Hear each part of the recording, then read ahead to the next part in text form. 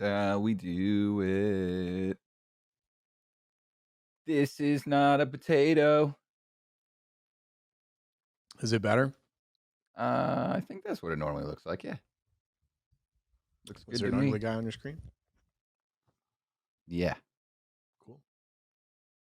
It's a me, Mario. What does your shirt say?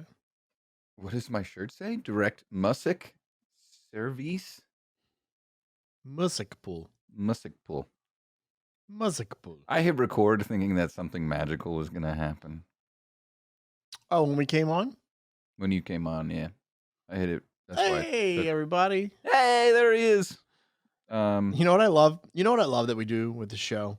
Is like when we introduce the show, we just don't even say the name of the title anymore. We're like, hey, welcome to the Shorty and Kevin thing. Welcome to this thing that we do every week, and you tend to show up.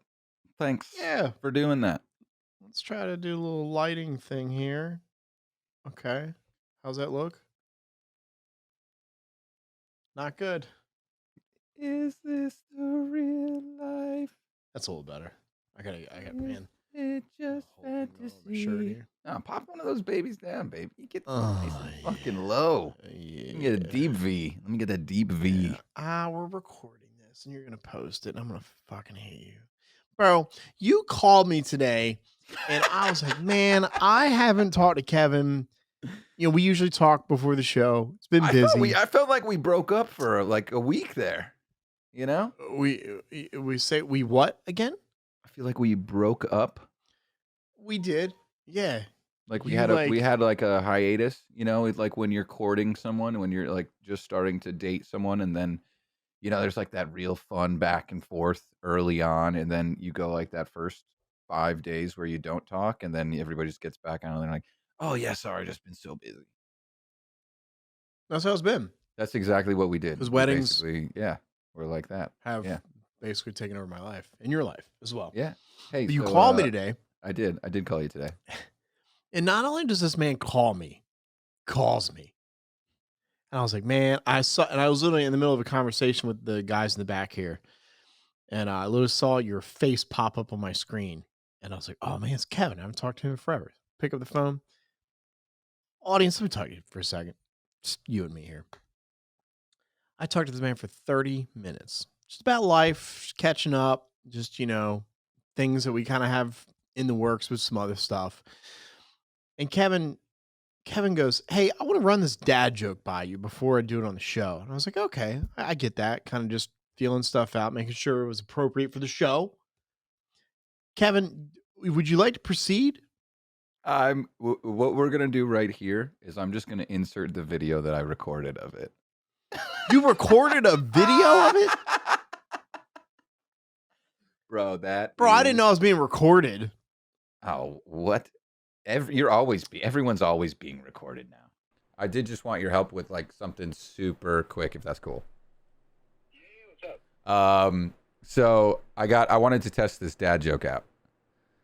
Because it's I'm trying to like build a format for it. So, what has a little dick and hangs down?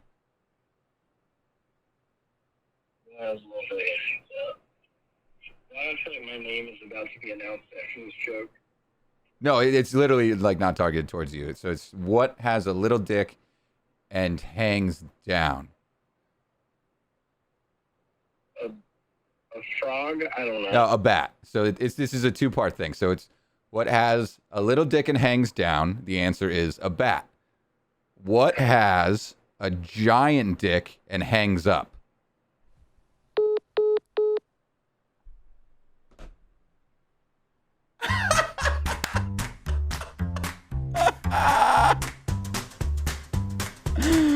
Oh my god, dude.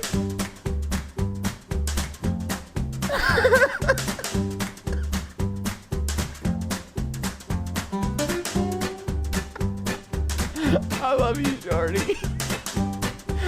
Oh god, I could cry. Oh god, I think I'm shaking a little bit. Oh man. Wait, do that. But yeah, so they'll at this point they'll have seen the video. My buddy Adine, who I've mentioned before, he's the one with his little baby girl that his wife Rita just had. He's been like sort of a listener of the week. Um, yeah, he sent me that, and I instantly got on, and I called you, and I was like, I'm gonna do this to him right now. It is. So like just bro, again to the audience, for 30 minutes I sat in the bank parking lot. And that's the other thing that pisses me off is that I sat in the bank parking lot and he does this. And then I go, okay, well, I'm going to go in the bank. And I don't know if you guys know this. It isn't often I have to go to the bank, but I went to the bank. I need to walk into the bank. I need to talk to bank people. The people that are in the bank, I need to talk to them. The banks now close at fucking 4 p.m. in the afternoon. That seems like bad business. It's like Listen. the bar closing at or like a restaurant closing at 5:55. Like, no, no dinner rush tonight. How are we getting to the bank, people? After you go, after you get off work and you're like, and I know it doesn't happen often. I get it. We're in new times. You can scan your checks on your phone. You can fucking send Venmo to your favorite OnlyFans account, whatever. I get it. But me and this 79-year-old man standing in front of the door, and he literally looks at me and he goes, well, I guess times are changing because I didn't know they closed at 4. And I looked at him as a 37-year-old male and I went, 4 p.m.? And of course, I walk up and look at the hours every day, Monday to Friday, 4 p.m., 9 a.m. to 4 p.m. The times, they are a changing. Whose decision was this? Whose Teddy's. decision? We determined this. It's all Teddy's fault. Teddy, listen, we gotta talk, okay? She's making meatloaf peppers right now, okay? Don't drop it on the floor. Don't drop it on the floor. Oh, don't drop it on the floor. I thought you just said drop it on the floor. Teddy's cooking is amazing. Bro, I'm not knocking her cooking at all. She's great. Oh, I can't. I'm not so bad myself. That's a bad way to start this. But bro, you had a burrito. Like that's not exactly like. And it fell on the floor. So maybe we just spice our floors very nice. Yes. With catnip. Yep. Yo, so Logan's here. Currently is here right now? Yeah, he's in the lobby. He's actually been pretty much since we started. So I'm gonna let him in. I love this new thing we got going on here. You and I chat for a little bit, catch up. You play a stupid video of me. The audience laughs, makes fun of me. Yeah. So I know we talked on the phone, and again, I know it's still kind of like the things we probably can't say. But can we say anything more about, or are we still kind of just like teasing this? No, we're gonna tease it, and I'm actually gonna bleep that out again too. I bleeped it out when you said that special word. So they don't even know what it is. They don't even know what it is so, that we're not telling them about. So I think it's like double marketing, man. Man, you could have been an amazing radio person. Your brain just works exactly the way Chris and I work, the way that so many other people work. Where you thought of going, oh, I don't even want to tell them what we're not telling them. Yeah. Right. But it's that amazing. Dude, you're just so bro. I love you, dude. Except for fucking making dad jokes about hanging up on me. Somebody's got to be the butt end of the joke. I'm sorry. You ready? Is this where we do your endorsement though? Do you want to? Oh, sure. Yeah, we can do the endorsement quick. I'm about to run out of my awesome supplements from gamerfuel.com. Again, if you've heard the story or if you hadn't, my buddy Jordan took health very, very seriously after a number of incidents that put him in not a bad spot, but just you got to stay healthy. We sit around and we just schlup all day. And I'm telling you, this supplement, it took me, I got a little too drunk last night. I'm not going to lie. Just sitting around. Really? hanging out, playing freaking Apex with Demand and Bird, doing a little bit of work. I was just kind of like, I was just so beat from the last 3 weeks, man. But I am hangover cured thanks to my focus stuff from gamerfuel.com. Yeah. So, yeah, it's been great. I've checked out, and I'm just saying this website just because, of course, it's the endorsement. I've checked out gamer-fuel.com. So I've been trying to lose weight. I've been drinking water. If you're kind of watching the video, I've got my little bowl here it's called Core Life. But I know they do the food delivery service stuff too. Yeah. And the food actually looks really amazing. And so I keep saying I need to order it. It's one of those things where I've been running in a million different directions and it's on my list of things to do. But I literally am going to order food from the gamer-fuel.com and check it out. Because again, I'm trying to get back in that shape, get rid of the COVID body, get into my sexy clothes. You know what I'm saying? Yeah, sexy clothes. Take the shirt off, in Atlantic City. Pop it, baby. In the ocean. Yeah, all thanks to gamerfuel.com. All thanks to Gamer Fuel. And also, that focus stuff will make your pee laser green. That's literally my favorite part of it. I don't know, man. There's something about supplements. Like when you see your pee change color, it's working. I'd be a little scared. Yeah, it's sweet, dude. It's like having a lightsaber. But yeah, I got a bunch of buddies that have hit me up on Instagram whenever I do post something. One of those being actually DJ Scooter. So hoping that he's giving it a shot. That'd be pretty cool. Start meeting. Jesus fucking Christ. They've been running all day. Before we get to Logan real quick, I subscribe to Scooter's Patreon, isn't it? Right? Yeah. He's got his own, isn't it Patreon, right? Or yeah, something. That's what it's called. That's what the things are called. Yep. Dude, it's fucking incredible. There's stuff in that. Just a free plug. I'm not getting paid for any of this. I don't know Scooter at all because Demand never introduced us. But some of that stuff in this Patreon, that you pay for, and I pay for it every single month, bro. I'd honestly pay $50 a month for some of the stuff that's in there. It's incredible. So Scooter, if you're listening, I really do love it, man. It's good stuff. Our guest today is a man who I watch frequently on YouTube, actually. I love what he's doing on social media. I think he's crawling into that 5,000 subscriber mark, last thing I saw on YouTube. Wow, nice. And I don't know, I've just been kind of following him for a while. I kind of saw his new little TV booth he built, which looks slick AF. And so I personally want to have him on the show. His name is Logan LoStax. I think he's from Michigan, Kalamazoo. No, he's not Kalamazoo. There's got to be somewhere else. He's from Michigan. That's all I know. He's up there. It's cold. Winter's up there. He's fucking freezing. I hope he's there when I bring him in. You ready? Let's try this. Ready. For the first time, we're doing it. Do you think he could... Wait, Logan, could you hear us? No. Oh, okay. Well, that's just perfect timing that you literally just sat down right now. Oh, yeah. We literally just said... He just said, he was like, I wonder if he'll hear us when we sit down. Or yeah. No, I could not hear. Could not hear. This is literally the first time that we're bringing somebody in after we've already kind of started. So we're trying something out with you, bro. Look at you, though. Like a fresh laid egg, baby. Always at the clean hair. Dude, actually, I need a haircut, actually. Yeah? I actually changed the day that I get my haircut so that normally I'm super fresh for these, but this is my week off. So how often do you get your haircut, Logan? Every 3 weeks. Every 3 weeks. See, I got that crazy Italian hair, so it comes in 4.5 seconds. So I have to do every 2 weeks. 2 weeks. See, my problem, I could probably go a month lengthwise, but my hair, it grows like a freaking chia pet. Dude, I'm the same way.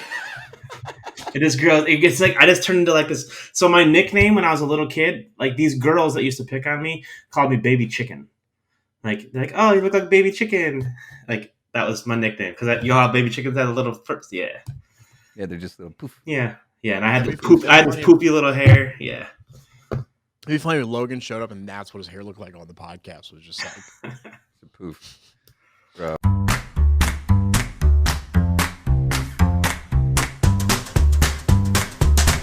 Logan, I know you couldn't hear us when you were in the lobby. I said you're from Kalamazoo, Michigan. I think I got that wrong. That's right, Kalamazoo. I got it right? Yeah, Kalamazoo, Michigan.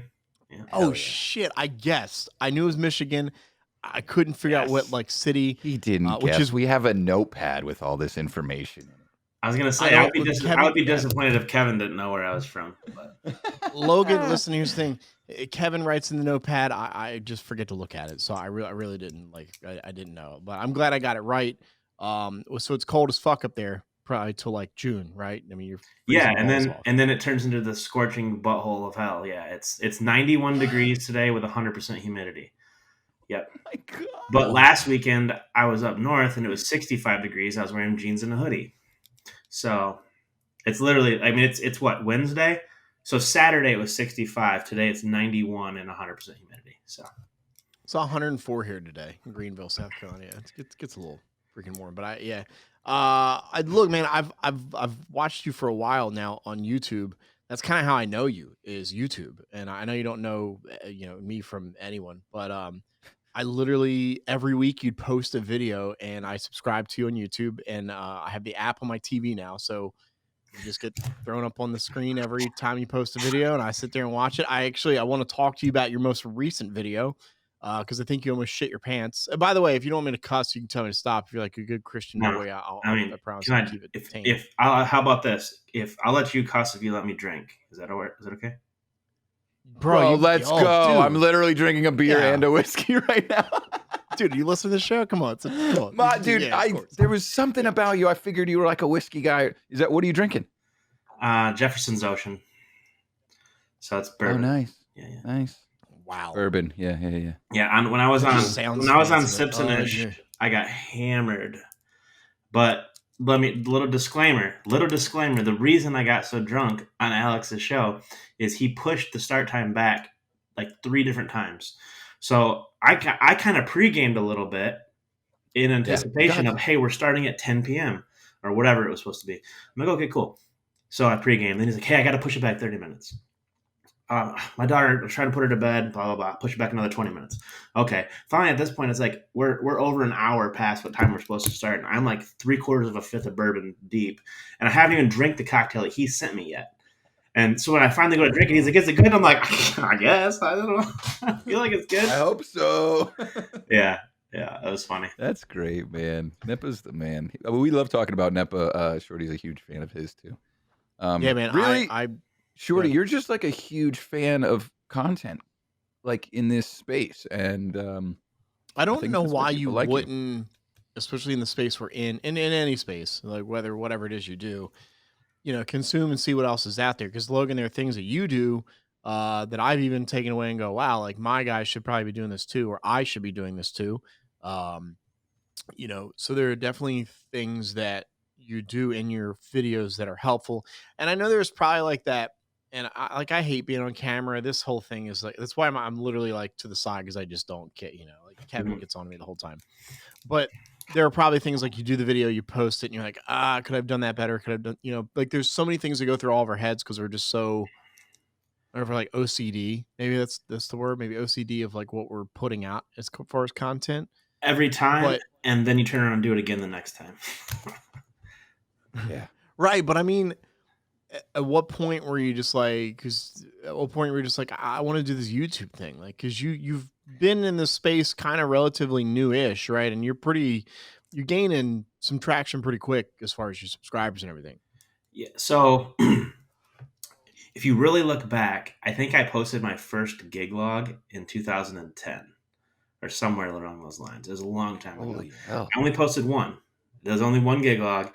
It was 3 weddings that I did in 3 events I did on a weekend. I had a triple, and I kind of vlogged like the whole weekend. I kind of had my baby chicken haircut back then. But yeah, that video, it's still posted to my page. If anybody really creeps and scrolls way back, you can find it. But if I had stuck with it, imagine where I would be in 2022. But yeah, as far as what made you stop? I just did the one, and I don't really know, to be honest with you. Like, I wasn't, even when I posted that one, I'm not even sure why I made a gig log to begin with. I think it was just that I was excited to have 3 events in one weekend. So I was like, I'm going to try to document this, So I recorded it. But yeah, then my channel kind of sat dormant up until I think it was like the last, really, probably 5 years that I've been making videos, but you gotta you learn, right? Obviously, like my early videos are horrible. I don't know how to talk to a camera, and now people are like, "Dude, you talk to a camera like you're talking to a person," and I'm like, "Well, no shit. Like it's kind of what you're supposed to be doing." Yeah, But and when you do it enough, yeah, for yeah. sure. Well, it's like my guys, I try to get them to film for me for Instagram content and stuff. I'm like, hey, you don't even have to post on the Instagram. You record it to your phone. I made a shared Apple album where they can dump all the video footage, video clips, whatever. But I still can't get them to do it. It's like pulling teeth, It's because Dude. they're not comfortable with it, right? And for me, I got to realize it's Right. easy for me because I do it all the time. So, but yeah, I'm trying to get them to be better at that because right now it looks like Lux Entertainment is Logan Entertainment, and it's not. So, And that's a weird place for you to be too, because obviously you want to lead your staff by example, but you also want them to follow your example. And if you stop creating content, then that dries up your page entirely. So you're not going to do that. But it kind of has to be the Logan show, And I think yeah, that's sort of the thing of it all. And a lot of times, I think there's a number of DJ companies that would feel your pain right now. Clock Entertainment included. Over the weekend, I had 3 this past weekend. I had 2 clock events the weekend before that, and then a third event, and then I had 3 clock events the weekend before that. So it's literally been 3, 3, 3 for me the last 3 weekends. And the Instagram story feed has been me. right. Well, Well, and that's that's just what it is. yeah, it's like that with me for YouTube. Like with YouTube, I'll try to film a gig log at every event, but if shit goes south, like obviously, Shorty, you wanted to jump on, and talk about that Yeah. one at some point, which we can parlay into that whenever. But I, if shit I don't goes know if south, Kevin knows the story yet. well, I I can saw tell. I don't I know can the tell the whole whole story. thing, I but haven't watched it it. if the event's not going well, whether it be because of me or it's just not that good of an event, I'll stop filming. I'll just give up. Yeah. Okay, this one's not going on YouTube, but I'll still put stuff on Instagram. If there's some dancing clips or whatever. Hey, it's Logan from Lux Entertainment. I'm at such and such venue for so and so's wedding. Let's go. That's a little easier to do than trying to film a full gig log because gig log, I try to get out the drone and do a little pass over the venue and I do a walkthrough of the space and my setup and blah blah blah and recap at the end, and which I would love to start doing my recaps the night of, but I'm just so miserable at that. I just Bro, you're your own worst critic. Chill the fuck out, man. Can I Like, can I give literally. you can I give you a because again we always talk about OCD and it has to be perfect and the lighting has to we're all like that. You know what I love watching is Kevin's videos in his car in the dark. Oh my God, recapping the fuck night. off, dude. You're lucky I No. waited that whole night. I waited to get into my driveway so that at least I had a little bit of light. No. And I'm not I'm not bashing the content. I'm just saying but I think for us it's always oh, the lighting has to be there. I have to we all think that way. But even just having that, in your video at the end of I was so tired, I just wanted to roll everything in the trailer and get it going. I just want to thank everybody for watching, blah blah blah. I think um, that's just an idea. If you take away from it, obviously if you're driving down the road, put it on a little iPhone holder. Try not to crash that sort of thing. Well, that's Also one thing that carry a I've trailer, definitely so. learned with the YouTube stuff is the people that watch my videos aren't watching it because of the theatrical editing and the 4K footage and the great sound quality and the creative transitions from one clip to the next, and that's not what they're paying attention to. My older videos, I would get super crazy with them and I'd try to plan out the next shot and do this and that, and now it's more of a run and gun, just kind of film. Well, for one, I know what I want to film, but it's still kind of more of a run and gun, and I do kind of have a science to it. And one thing that I do try to do is try to make them a little bit different than everyone else's, because I don't want my timeline shouldn't look just like a Bar or a Rick Webb or Aaron Strawn or whoever is doing a gig log. I want them to be just a little bit different, and I found that I could be wrong, but I found that some of those guys even pick up some of the things that I do, and obviously I still stuff from them too. But it's more like borrowing because I'm still putting my own twist on it, right? I mean, Yeah. nothing is actually truly original. You know, Dude, it's all an Not in adaptation. this day and age. Kevin and I can tell you, we did. So get your drinks out because I'm about to say it. So every time I say I used to work in radio, we take a drink. I don't have an alcoholic one, but So you used to work in radio. I got fired. I got let go with 50 other people in one day. Let's get that straight. But nor here nor there. You look at the content that all the DJs are putting out, and then I look at that industry, and you guys are light years ahead of people that are on the radio or on even TV or that sort of thing. And so, and again, like I said in the beginning here, your videos, I look at them and I'll watch them, and there's something I take away from it. I think that's the most important part is, and I want to get to your TV in a second. There's so many things I have to ask you because first off, the TV thing you built on your own, I suck at building anything in life. And I kind of want to almost like ask if you'd build me one too. Like if you, I don't know where you are in that TV building industry, but we can talk about that. We can talk about that. But I think that man, I don't know. I really applaud what you're doing, and I think it takes also. When I was in radio, there would be guys who would post videos for like a month and be like, well, fuck, I'm not getting, no one's watching, or there's 30 views and that sort of thing, and I don't think that's how it works. And I think you understand it's the long game. There's no short game in this. And, you know, like even Nick Spinelli, like, man, I remember watching Nick Spinelli when he had freaking 40 and 50 views on his YouTube channel and he was talking to 40 and 50 people. I And remember when Nick had 1,200 subscribers. When Nick had 1,200 subscribers, I had 1,200 subscribers. And we were neck and neck. We were growing neck and neck. And I fell off. I fell off for whatever reason. I got busy. Just, I don't know. You get burnt out, right?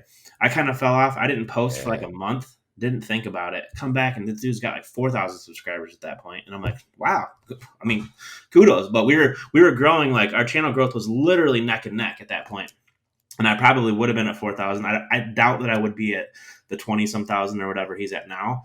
But I think that, that the point I'm making is being consistent.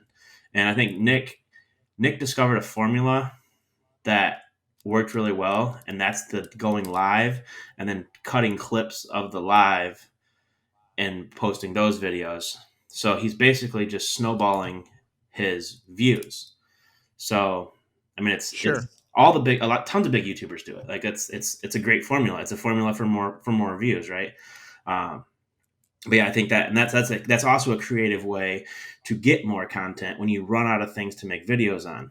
So, he just pulls current events. Well, I think the social media clips and that sort of thing definitely help. Kevin and I had this conversation today because I've just been running around so busy.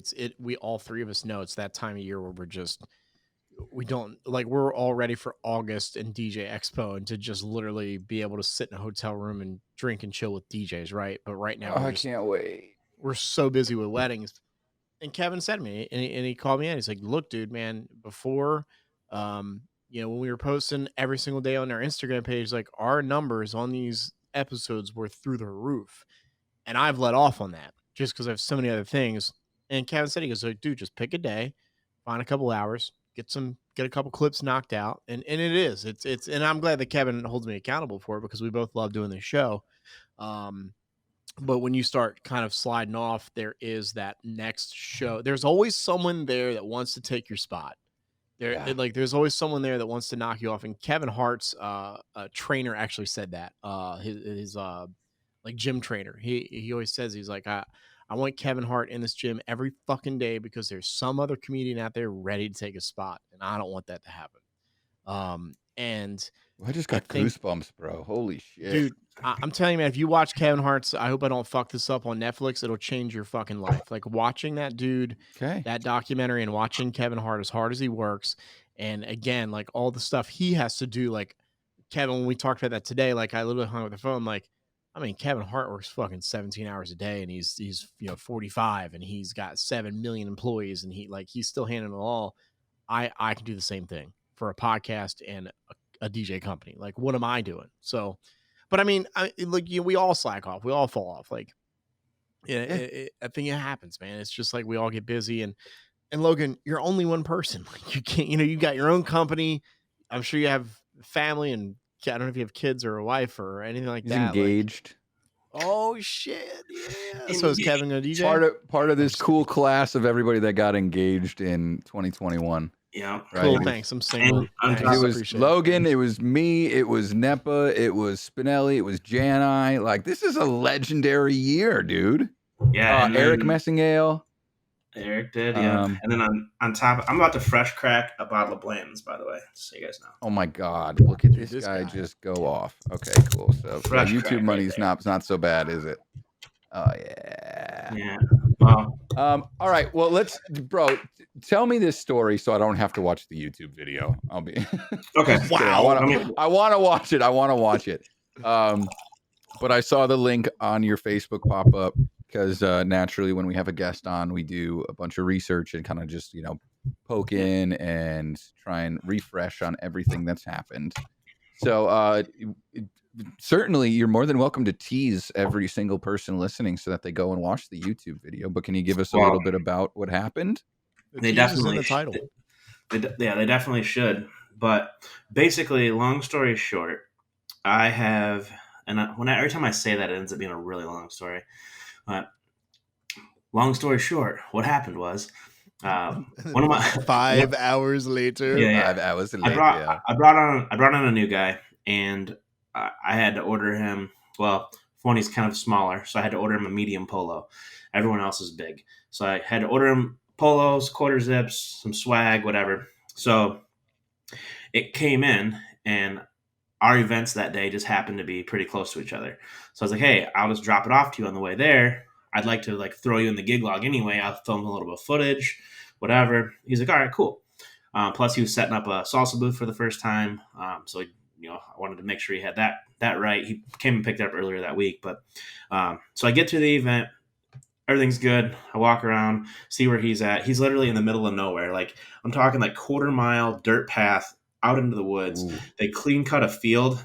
The groom was a fireman, so they had this generator the size of my trailer out there, running everything. Lights. They had lights. I mean, it was like they literally stuck a venue in the middle of nothing, which is super cool. But I didn't drive my truck back there because I didn't know what I was getting into, and I didn't know if I'd be able to turn the trailer around. So shut the truck off. I run down, give him the stuff. I'm there for 10, 15 minutes. I'm like, all right, man, I got 25 minutes before I need to get to my venue. So I walk back up, and I go to start my truck, and it won't start. Pushing the button, and it just says, please service vehicle charging system. And I'm like, that's kind of strange. What's that mean? So I push the button again.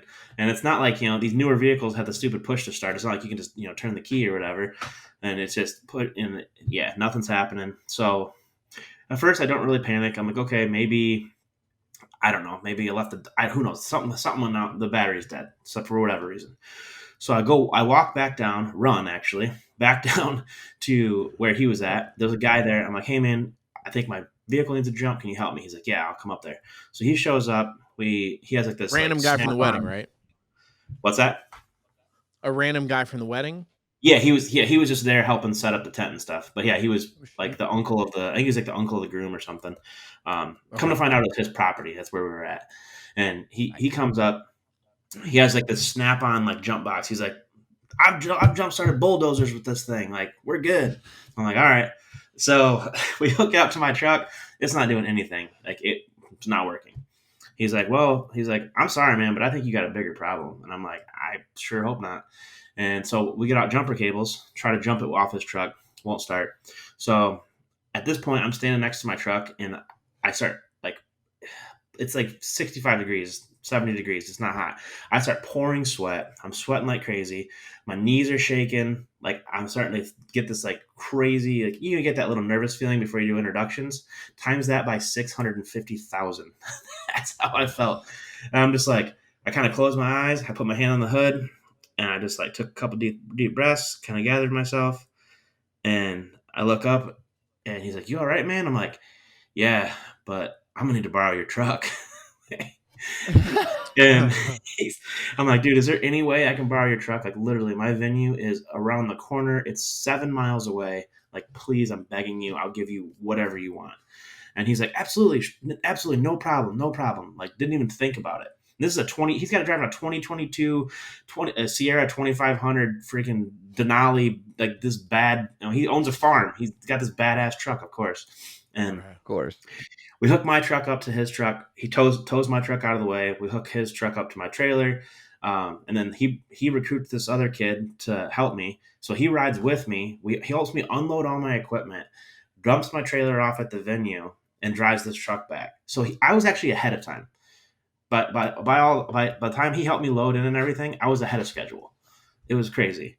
But yeah, I mean, that's the gist of it. I mean, I ended up having my dad come, and my dad lives like 35 minutes away from where we were at. So him and my stepmom came, dropped his truck off to me. He went over to where my truck was, went over there, messed with it for a minute, and pretty much all he did was disconnect the battery, reconnect it, and it started right up. So I don't know what was going on with it. I put a new battery in it. It hasn't messed up since then, but now. What kind of car do you have? What kind of truck do you have? It's a 2018 F-150. Okay, so it's a Ford. Yeah, found on road. Road, okay. Dad. Okay. Yeah, of course, homeboy, when he rolls up, he's like, I know what's wrong with your truck. See that circle around? See that circle? Yeah. Of course he did. Yeah, sure. Yeah, there's a nick for every car manufacturer. There is a whatever they're called, where you take the letters and spell them acronym. And that's for just them being stuck on the side of the road. Like, prior to this truck, I had a 2007 F-150. I drove that thing for 9 years. It had 200 and some thousand miles on it, and it was starting to get to the point where I didn't quite trust it just because of the mileage, and the transmission was shifting hard. And I'm towing a trailer, an hour to 2 hours away. It's time to get a new truck. So I get a new truck, and I guess this is the second season. So the second season with it, it breaks down. That's just, you never know. But bro, F-150s, man, you cannot say anything bad about them. They're like I mean, besides like two things, obviously, and they're both of your experiences with them. But I just even, I don't care. Anybody that says off-board trucks, blah, blah, blah, no, they're fine. They're fine. You got total, whatever. Yeah, sorry to hear that, dude. That sucks. I've never been in that situation. Knock on wood. Where that's happening. Bro, I'm sweating thinking about being in this situation. And that's literally like every DJ's fear. Anytime that they go out to any event is like, when someone cuts in front of you, like, yo, what if I just got hit by that person? Yeah. Then what do you do? Then what do you do? Yep. The thing is too, Logan, is it wasn't like you had, like, I have a Toyota Highlander. So sometimes I don't need a trailer or our van. I can just pack everything in in the back of my car and go. So if that breaks down, as long as somebody has an SUV or even the back of a bed of a truck, you throw the gear in there and go. But like for you, had that guy not had a trailer hitch, let's say he drove a Toyota Camry. I mean, dude, I don't know, man. Again, when I watched that video and you were telling the story at the end, I literally, like, I was like with Kevin, like I started panicking, and I was like, why am I panicking? It's Monday afternoon and I'm not in Michigan, but I like felt that panic. I'm just like, holy shit. Yeah. I can't imagine being in a situation, and I'm sure like there are other people in many fields, of work that are in those situations. But for us, like, yo, I didn't mean to like that. But for us, like, we have to be there. Like if you don't show up for your AT&T call center like position right at 6 o'clock, who cares? Like, fine, the next person will take up your calls. But for us, it's like, if we're not there, like, and then we show up at 6:45, then bro, you've got 300 eyes on you just looking at you like, well, where the fuck was he? Like, what was he doing? So exactly, I'm glad the dude had a hitch. Right. And I told, obviously the only people that I didn't tell at my event were the guests and the couple. I told the photographer, because I work with her all the time, like, Stephanie, you're never going to believe what happened. And she's like, oh my God, like, she's freaking out, and yeah. And I actually went back after my event got done. I loaded up and I went back because Ryan's event went an hour longer than mine. So I was like, I'm going to go back over there. I'll help him pack up. And he lives in Grand Rapids, which is an hour north of me. So what I was doing is the way he got there and the way I got there were different. So I was like, I'm gonna go back. I'll grab the photo booth and help him unpack, help him load up or whatever. So I get back over there and that guy's there, and I got a tip that night from my couple. So I walked up. I was like, dude, here's $100. Like, thank you so much. Like, you have no idea what you did. And he's like, oh, I can't take this. I can't. I'm like, dude, no, you looked. Take the I looked you in fucking the money. right. Take the money. I looked you in the eye and I said, I need to borrow your truck. And you looked back at me and you said, okay. And you weren't just helping me. Like, I don't think he realizes the gravity of what he did. He didn't help me. He literally saved another couple's wedding. His nephew or whatever was getting married that day. He saved another couple's wedding. So. Well, and I think if the couple found out, I don't even think they'd be mad because they'd be like, "Holy crap, he still like found a way to get here and get here early." Right. Like, I mean, if I told him now, that'd be one thing. But like wedding day, I wasn't going to be like, "Oh, you're never going to believe what happened to me today." I'm so great. Yeah, they don't want to hear that. Yeah, I'm so great because my truck broke down and I'm still here. I'm not going to say that. Right. Nah. But if they find out later, I'm sure they'll be like, "Holy crap!" Like he really went above and beyond. So did the guy. You said his name on the YouTuber, Ryan or something, or I think it's Rick or Rich. The kid that helped me do with the load-in was Kirk. Was his name. But yeah, the guy whose truck I actually borrowed, I think it was Rich. But yeah, it's pretty wild. Are those wild? Is that Kanye West behind you? It is.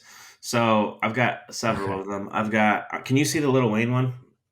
Over here. I see. Yeah. Yes, I see Lil Wayne. I see Kanye. Yeah. And there's another one next to me that's Post Malone. So basically, the Post Malone one, like all of his face tattoos look like neon lights, and then the Lil Wayne one, it's the glasses in his teeth, and then Kanye, they just like put the bear head over his. He's like grayscale. That's tight. Elephantstock.com. Elephantstock.com. So they do all sorts of different. So those are actually matted like a painting. They're not posters. So it's like matted frame. Like you could frame them if you wanted to. I just have them, hanging off nails, but you could frame it if you wanted. Oh, dude. They've got so much The stuff. Post Malone one is freaking awesome. Yeah, it's blue and pink. The Kanye West one is like. Dude, it was $73. It's marked down to $23. So look at the sizes though. I've got like the 24 by 36, I think. Oh, I'm an idiot. Never mind. So I think it's still not bad. It was $339 and now it's $136. This dude thinks he's gonna get a fucking full canvas for. Bro, I was like, what is happening? Yeah. Well, if you watch, like sign up, like put your email in or whatever, and I think I did like a 2-pack deal. It was like buy one, get one 50% off or something. So it was a little bit better. And I have a biggie one straight over my monitor. Oh, nice. Oh, I wish I could see that. I love Biggie, man. R.I.P. This one's different. It's not neon. It's like I don't know if you can see it. Oh, dude, he's literally got it right fucking there. Oh, what is going on? Like negative space graffitied. Dude, hold the phone. Yeah, God damn it. Logan, I already spent a bunch of money on fucking cat food today. God damn it. I'm going to try to forget. I love cat food. Why is like the go-to? On that topic, why is pet food like going through the roof? Oh, dude, my gosh. Bro, I literally, you want to know, because it's going through the roof and because I'm also forgetful, I just bought 5 bags of cat food. Dude, I went and bought, so we have a dog and a cat. But it's like gas. It's literally like gas right now. It's crazy. I bought so the dog food lasts about a month. The cat food lasts longer because I buy like the bigger bag. But it was $120 for both. It's like, what? Yeah, hang on. I'm about to go in and see what 5 bags of cat food cost. Because that was, dude, it was also, it had to show up in 2 separate shipments because apparently somebody's not strong enough to lift. Oh, do you do like cat chew? food at a time? I do literally everything right off of Amazon. Amazon? Yeah. Oh, it's $114 for 5 bags of cat food. I guess that's not bad, especially since it's like we ball out on our cats. We get them the Rachel Ray. I think we buy the. Yeah, I ball out on my dog. Oh, yeah. We buy the Blue Buffalo cat food, and then I used to do that. dog food is something else. Like, I don't know, it's like $60 for 50 pounder, I think, or something. Bro, fucking the things we do for our animals, literally between that and litter and the fucking, we have a cat litter genie. Like What is that? it's like a diaper genie, but for cats. It literally like is like smell resistant. It has like, so you have a lid and then you got a slider thing and you dump the cat shit in and then the slider thing closes. Then you close the lid too. It's fucking, God, we spend so much on these fucking cats. You. I have to keep my office Anyway. door closed, or the cat will like climb up on the desk and run over. So, Dude, he was just over here trying to jump up on my lap in the middle of this. Logan, let's talk about your TV. Because booth? I like The booth. yes, the Yes. booth you've got here. You design it yourself. You built it yourself, right? Yes, so that's the second one that I've built. So my first one I built a couple years ago. That one had a 55-inch TV in it, and Okay. I used it for like I think 2 wedding seasons, and I liked it. It was great, but I wanted more deck space basically, and I hated that I made it tall because I'm so tall, and I hated that it looked more like a podium than like a console, if that makes sense. I wanted it to be more like a counter than like a podium. Sure. So as I'm talking with my hands. But yeah, so the 55, I basically, everything I didn't like about the 55, I changed and implemented into the 65-inch booth. So the 55 was 2x2 aluminum tubing. I had a friend of mine weld the whole frame together, mount the casters on it, and then I just trimmed it out with PVC trim and paneling and mounted the TV in it and all that stuff. The second one is the same material that Toad uses for his, like the 80-20 aluminum stuff. Obviously, I don't have a Toad, so I had to just kind of improv and come up with my own dimensions for the 65. Yeah. But so it's got a 65-inch TV in the front, and then it's 2x2 tubing on the sides, 1x2 on the bottoms and the tops, and then all the crossbars are 1x1. And I mean, it's, if you wanted one, I'm not building them. Toad is, so that's that's what I'm telling you. That was my next question. Toad booth. That was my next question. Are you building them? Yeah, no, that's his thing, and if you're handy enough to do it yourself, it's not that hard to figure out, really. You can order it pre-cut to those dimensions. In the video that I talked about, I said, hey, if you want a booth similar, order a Toad. Because sure. I think what he's got going on is a great product. And I know I can make one myself. So that's I mean, I've got one. So I got a 55 and I like mine. I mean, I it's for load in and load out. I have a rack inside now. So literally just to be able to plug one plug in and then plug it into the venue and everything powers up. I mean, it's like my guys were with me a couple weeks ago. And they have they use the horror board and kind of some other furniture booth stuff, which, it's all pre-wired, but it takes a little bit longer to kind of get all that together. But the fact that we rolled in and within, I don't know, 5 minutes, everything was up and running. I mean, it's just, me being a one-man operation, that's what I love about it. And I think the biggest difference between mine and like a regular Toad is obviously it's it's made out of the same stuff as his, but it's my brain came up with a design. So it still is slightly different. And I trim mine all out. So mine's covered in the PVC trim, which other people have done that. Like Chris High, Chris and Dawson, they have a Toad that's trimmed out. I don't think they use it very often, but they used to. And, they did the same thing. You can go to Home Depot, get the PVC trim, just cut it and, I use just like don't buy the cheap construction adhesive. I did that the first time and it just pops off. So buy the $15 tube stuff and it'll hold up better because it dries. I found out the difference. The cheaper stuff dries hard and the more expensive stuff dries kind of like more like caulk where it's like pliable still. Gotcha. So when the stuff that dries really hard, as soon as you bump it, it'll just kind of pop off. Like brittle. Yeah. Right. So the more expensive stuff just dries better. But yeah, I basically just trimmed it all out, and then I built the rack to the right where I put a patch panel, which I built out myself. I put a patch panel down on the bottom, and then I've got 2 drawers. One's a miscellaneous drawer, mainly full of thank you cards and AA batteries and all that junk, business cards.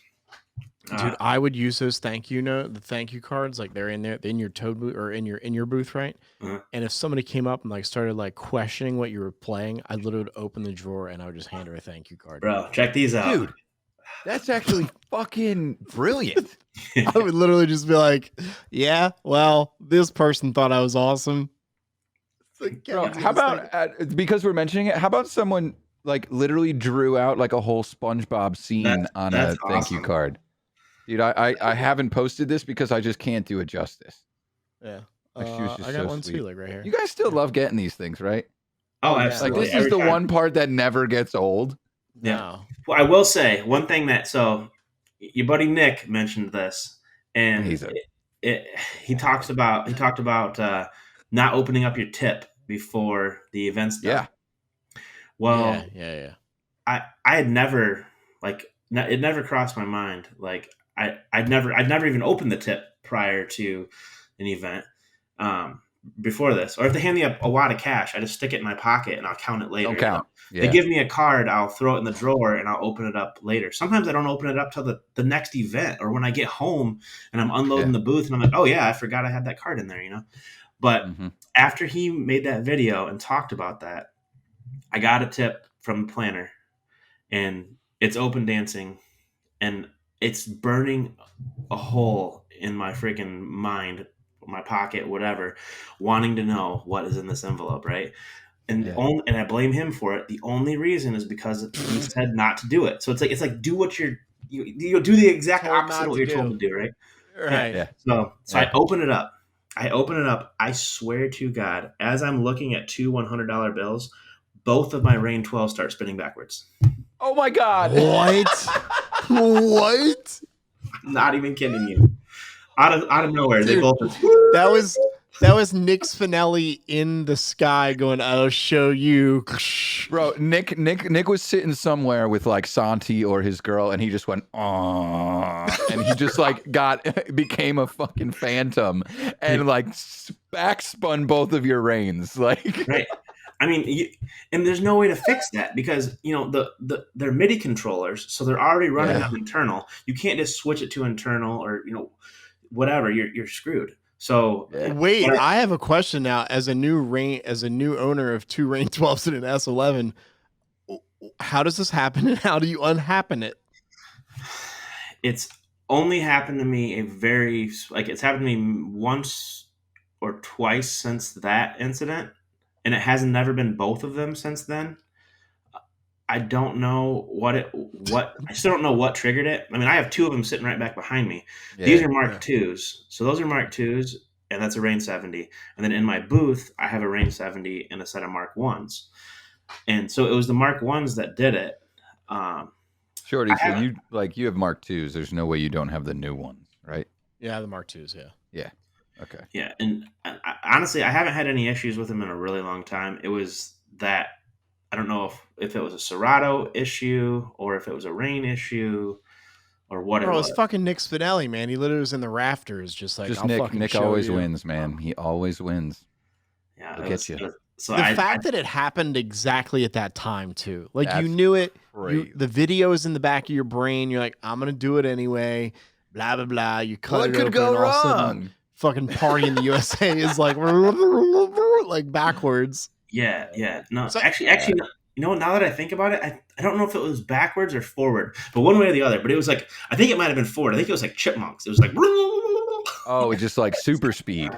Wow. Okay, okay. Jesus. And what I ended up doing is I pulled both faders down. I got on the microphone. And I said, I'm really sorry, ladies and gentlemen, having a little bit of technical difficulties. I'll be back up as soon as I can. And I always have an iPad with me. So I hit play on a Spotify playlist, started playing a song. I shut down Serato. I turned off both Rain 12s.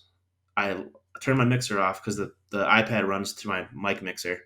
So I basically shut all of that stuff down, reopened it all, transitioned back over to a track in Serato, and it was fine the rest of the night. So I don't know. No idea. Dude, Memorial Day weekend, I had Serato. I was trying to use Beat Source, and I was in like the middle of the nowhere venue. I always have my own hotspot, which I use for Beat Source, so that I can just, I do love taking requests, and Beat Source is great for that because you pretty much have any song ever. But as I was trying to load a track from Beat Source, Serato just crashed. And I will never forget that I was in the middle of playing All Star by Smash Mouth. And I literally just grabbed the microphone and I started singing while I was like loading it up again. Like, dude, you gotta have something. I am not a good singer, but at that moment I was like, there's two options. So they thought you just like cut the music out and now we're singing it, right? I don't think they would know one way or the. I literally don't think they would kind of know one way or the other, except for that moment it took me to pick up the microphone, and it was probably off at the time because I'm a battery freak. But yeah, dude. Oh yeah, Shorty, have you ever had anything like that happen to you? I have never had the turntables spin backwards or sound like chipmunks. Kevin helped me out with a situation. Remember, my turntable would just stop. Remember a couple weeks ago we were on FaceTime. And my left turntable would just stop, and we figured out the USB was loose or something. It was one of the brand new USB cords they sent with the rain. And so if I literally just touched the USB, it would just stop. So I think, I don't know if it was like not in far enough or I don't know, whatever. But you basically you ever had like a wireless controller that you would plug in or whatever, and it would just like connect and disconnect or whatever shit like that. Yeah. I only bring that up because I'm dealing with that right now. But I mean, it's sometimes as easy as replacing a cable. But Logan, I don't think that's what's happening to you at all. I did have you. Okay, have you guys ever had the situation where you're playing in Serato, and again, as a guy who was new to Reigns, and I don't know what it was, but and I need to fix the feature in Serato because I know there's a feature there. But like when you click eject, you know how there is that feature that's like, are you sure you want to like stop this song? I don't have that feature on anymore. Oh, it's not to stop the song. It's if you're quitting out of Serato entirely. I don't think there's anything you can do if you eject. No, there's also a feature that's like, this song is playing. Are you sure you want to stop it? There's a feature in there. There is that. Yeah. I know what you're talking about because I've done that before where you go to, you're using your keyboard and you go to load a track. It won't let you load a track onto the deck if there's already a song playing on that deck. That's the feature you're talking about. Okay, I've done that a million times, and I'm still stupid enough not to put the feature on. So me too, dude. You just Control Z it, or Apple Z it, right? Dude, we're literally in the just thick of it in the middle of the dance floor. I'm playing fucking Travis Porter, A Ladies. Like I'm just fucking like, let's just take the thongs off. Let's fucking go. And like, that part is like, do my ladies, yeah. And I was like, oh, I'm done the last song. Click, and I clicked the song that I was playing, and it just stopped. And I was like, oh shit. And so of course, like they're looking at me, and I wasn't fast enough to grab the microphone and start singing Travis Porter, which would that would have been great though, Shorty. But luckily, I had my hotkeys are all set up, so I literally just threw it back in the deck. Started it to where the chorus started, hit play, and of course everything like went. But like I know there's the feature where if you try to put a song into another card, it'll say there needs to be an eject. What you should have done is transitioned into Travis Porter, Bring It Back, and then transitioned back into A Ladies. That's true. My God. I should, and I do play both. I'm a fan of actually both songs. We're in the Dirty South, so like hip hop is just freaking. You can play whatever you want down here, and it's just like it pops off. But these girls at this point were like freaking 10 drinks deep. They're popping that thing, and I was like, and I think it was actually the first time I had brought my reins out to DJ with, so I was stoked, man. I was like, I'm like, all right, I'm fucking killing it. This party's fucking amazing. Let's fucking go. Like, just my new assistant's there, and I'm mixing back and forth, and all of a sudden, like, I do like one wrong mistake, and it's not like I feel like I like failed the entire party, but it was one of those like the balloon just was like really quickly, all the air like fell out of it. Like, holy shit, why the fuck did I do that? Now, did you transition from? You've been DJing long enough. I would assume that you probably started on turntables. I'm old. But did you transition from? Same. I'm 35, so 37. Did you transition from a controller to Rain 12s, or were you on turntables? Okay. Yeah. So I hate controllers. I absolutely despise them. I've bought every single one on the face of the earth trying to like one, Yeah. and I can't. So I went from 1200s and a 57 to Rain 12s and a 70. But I tried an SX2. I have an SRT 1000. I had the Rain 1 for a minute. That I just Sure. couldn't like any So of them. I don't mind. Like I have the SRT 1000. Actually, Kevin. That's Literally, I was that's texting the him only one and I I still was, have. That's the only controller that I still own, even after trying a bunch of different ones. and I do like it. Yeah. I'm not against it. I like the bigger like I think platters. when I played on CDJs before, so I like That's the what I was I about like to the bigger ask you. platters. Yeah, So, because like, it's when the Rain essentially a one- CDJ controller. You know, so before Shorty, real quick, just before you get into, good, because I you're know good. where you're going. Yeah. I asked Nick Spinelli if I should wait for the Rain 1 or if I should just get a 1000. This was when right when they had come out. Maybe they had been out for a little bit. Right.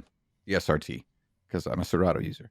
But like he was like, dude, you go with the 1000. You already use turntables, like so you have that touch and feel down, but you need to have that CDJ feel down. So I would I agree. think I would agree that's like, completely.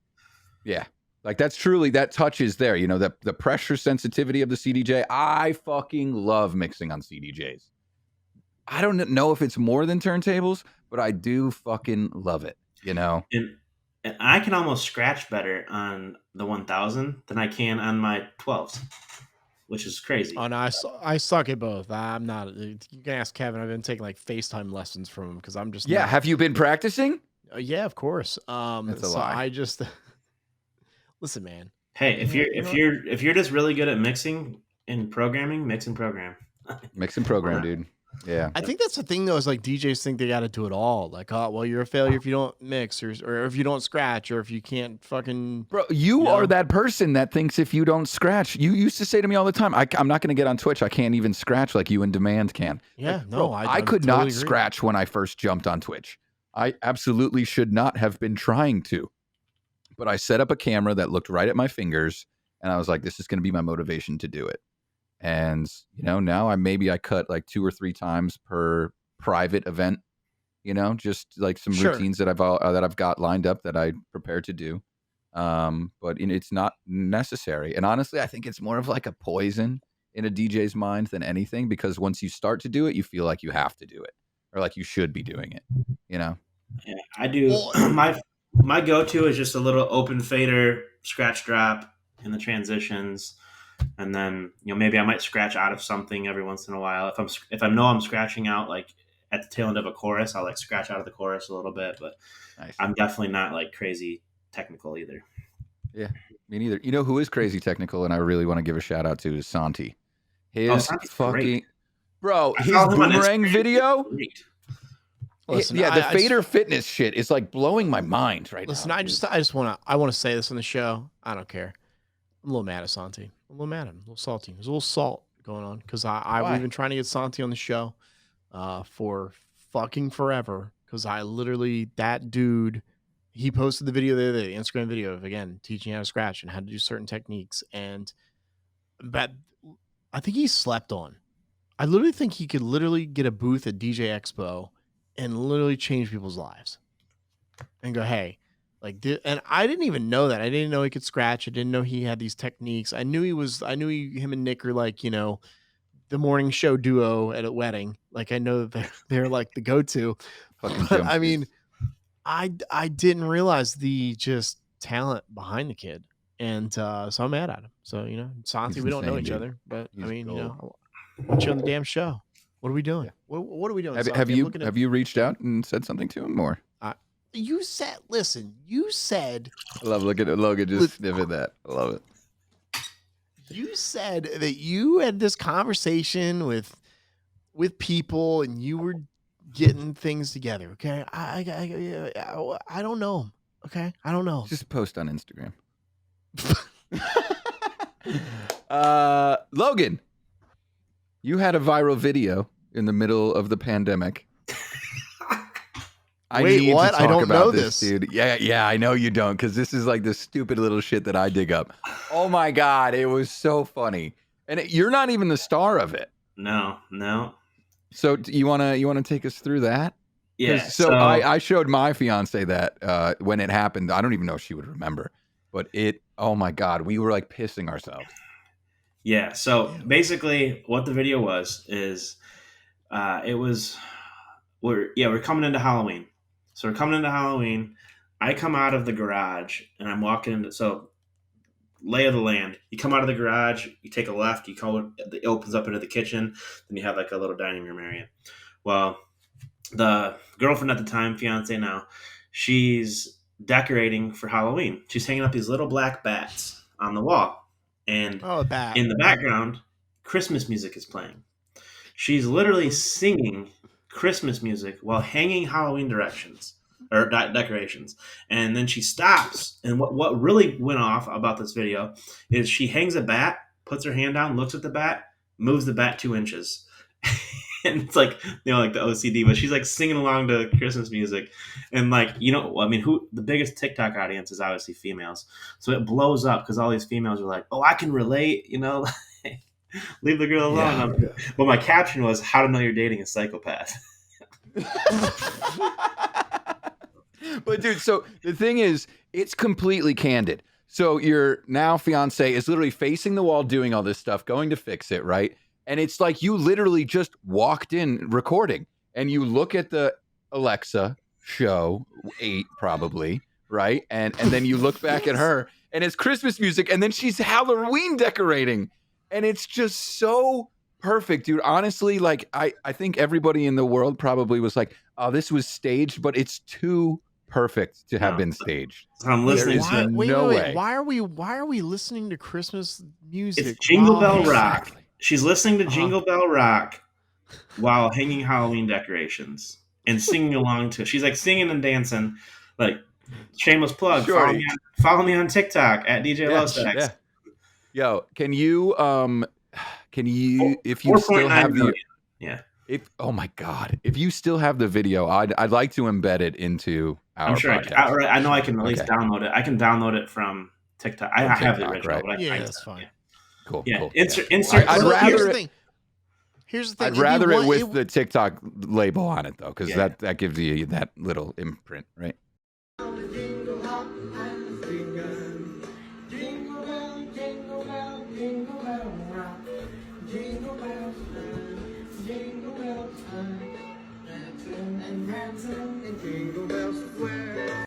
Here's the thing.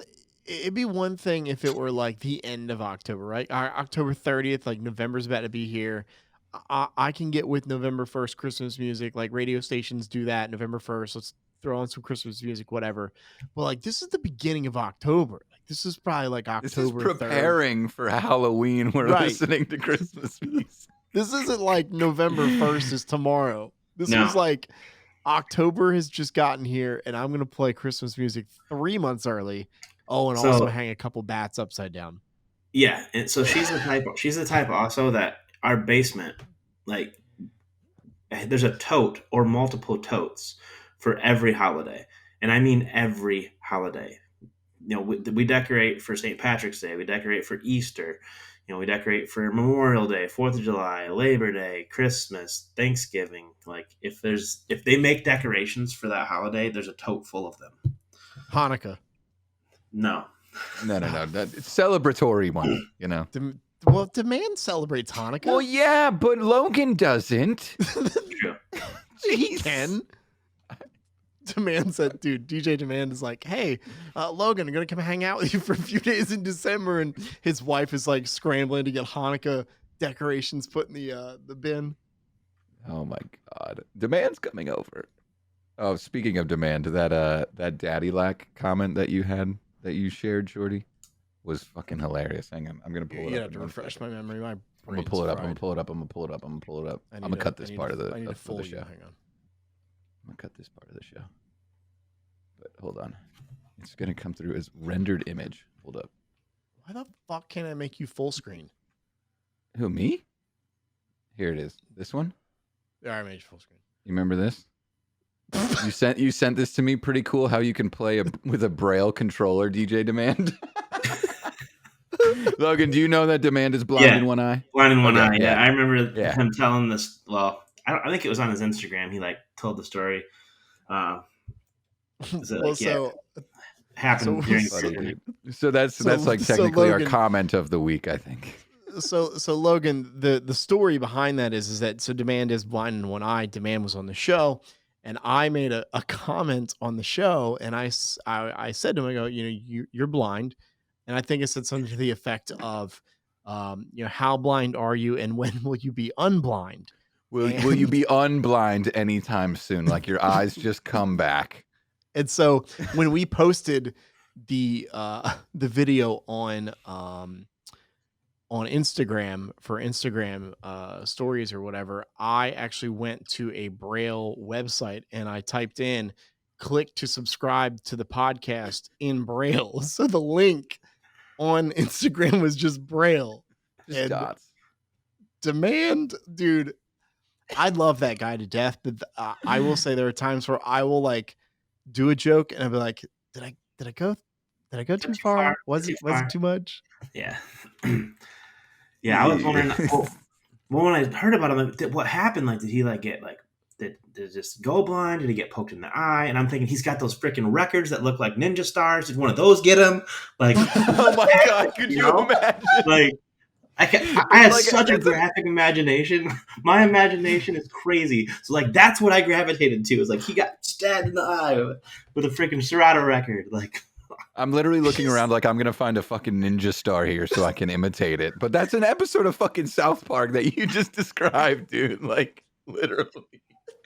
So we love you, Demand. We love you, Demand. Holy shit. So what happened to you? I was DJing one night. The fucking ninja stars stuck me in the eyeball. I was DJing and I was scratching too hard. He like backspun it. He grabbed the 12 and he grabbed the 1200 and he backspun it and the freaking the Serato record flew up and whack. With the phase controller on top of it still, like just straight into his eye. This is why everyone listens to our podcast, so we can tell stupid ninja star jokes about Demand. I love it, dude. God, dude, that's so priceless. God, that's great.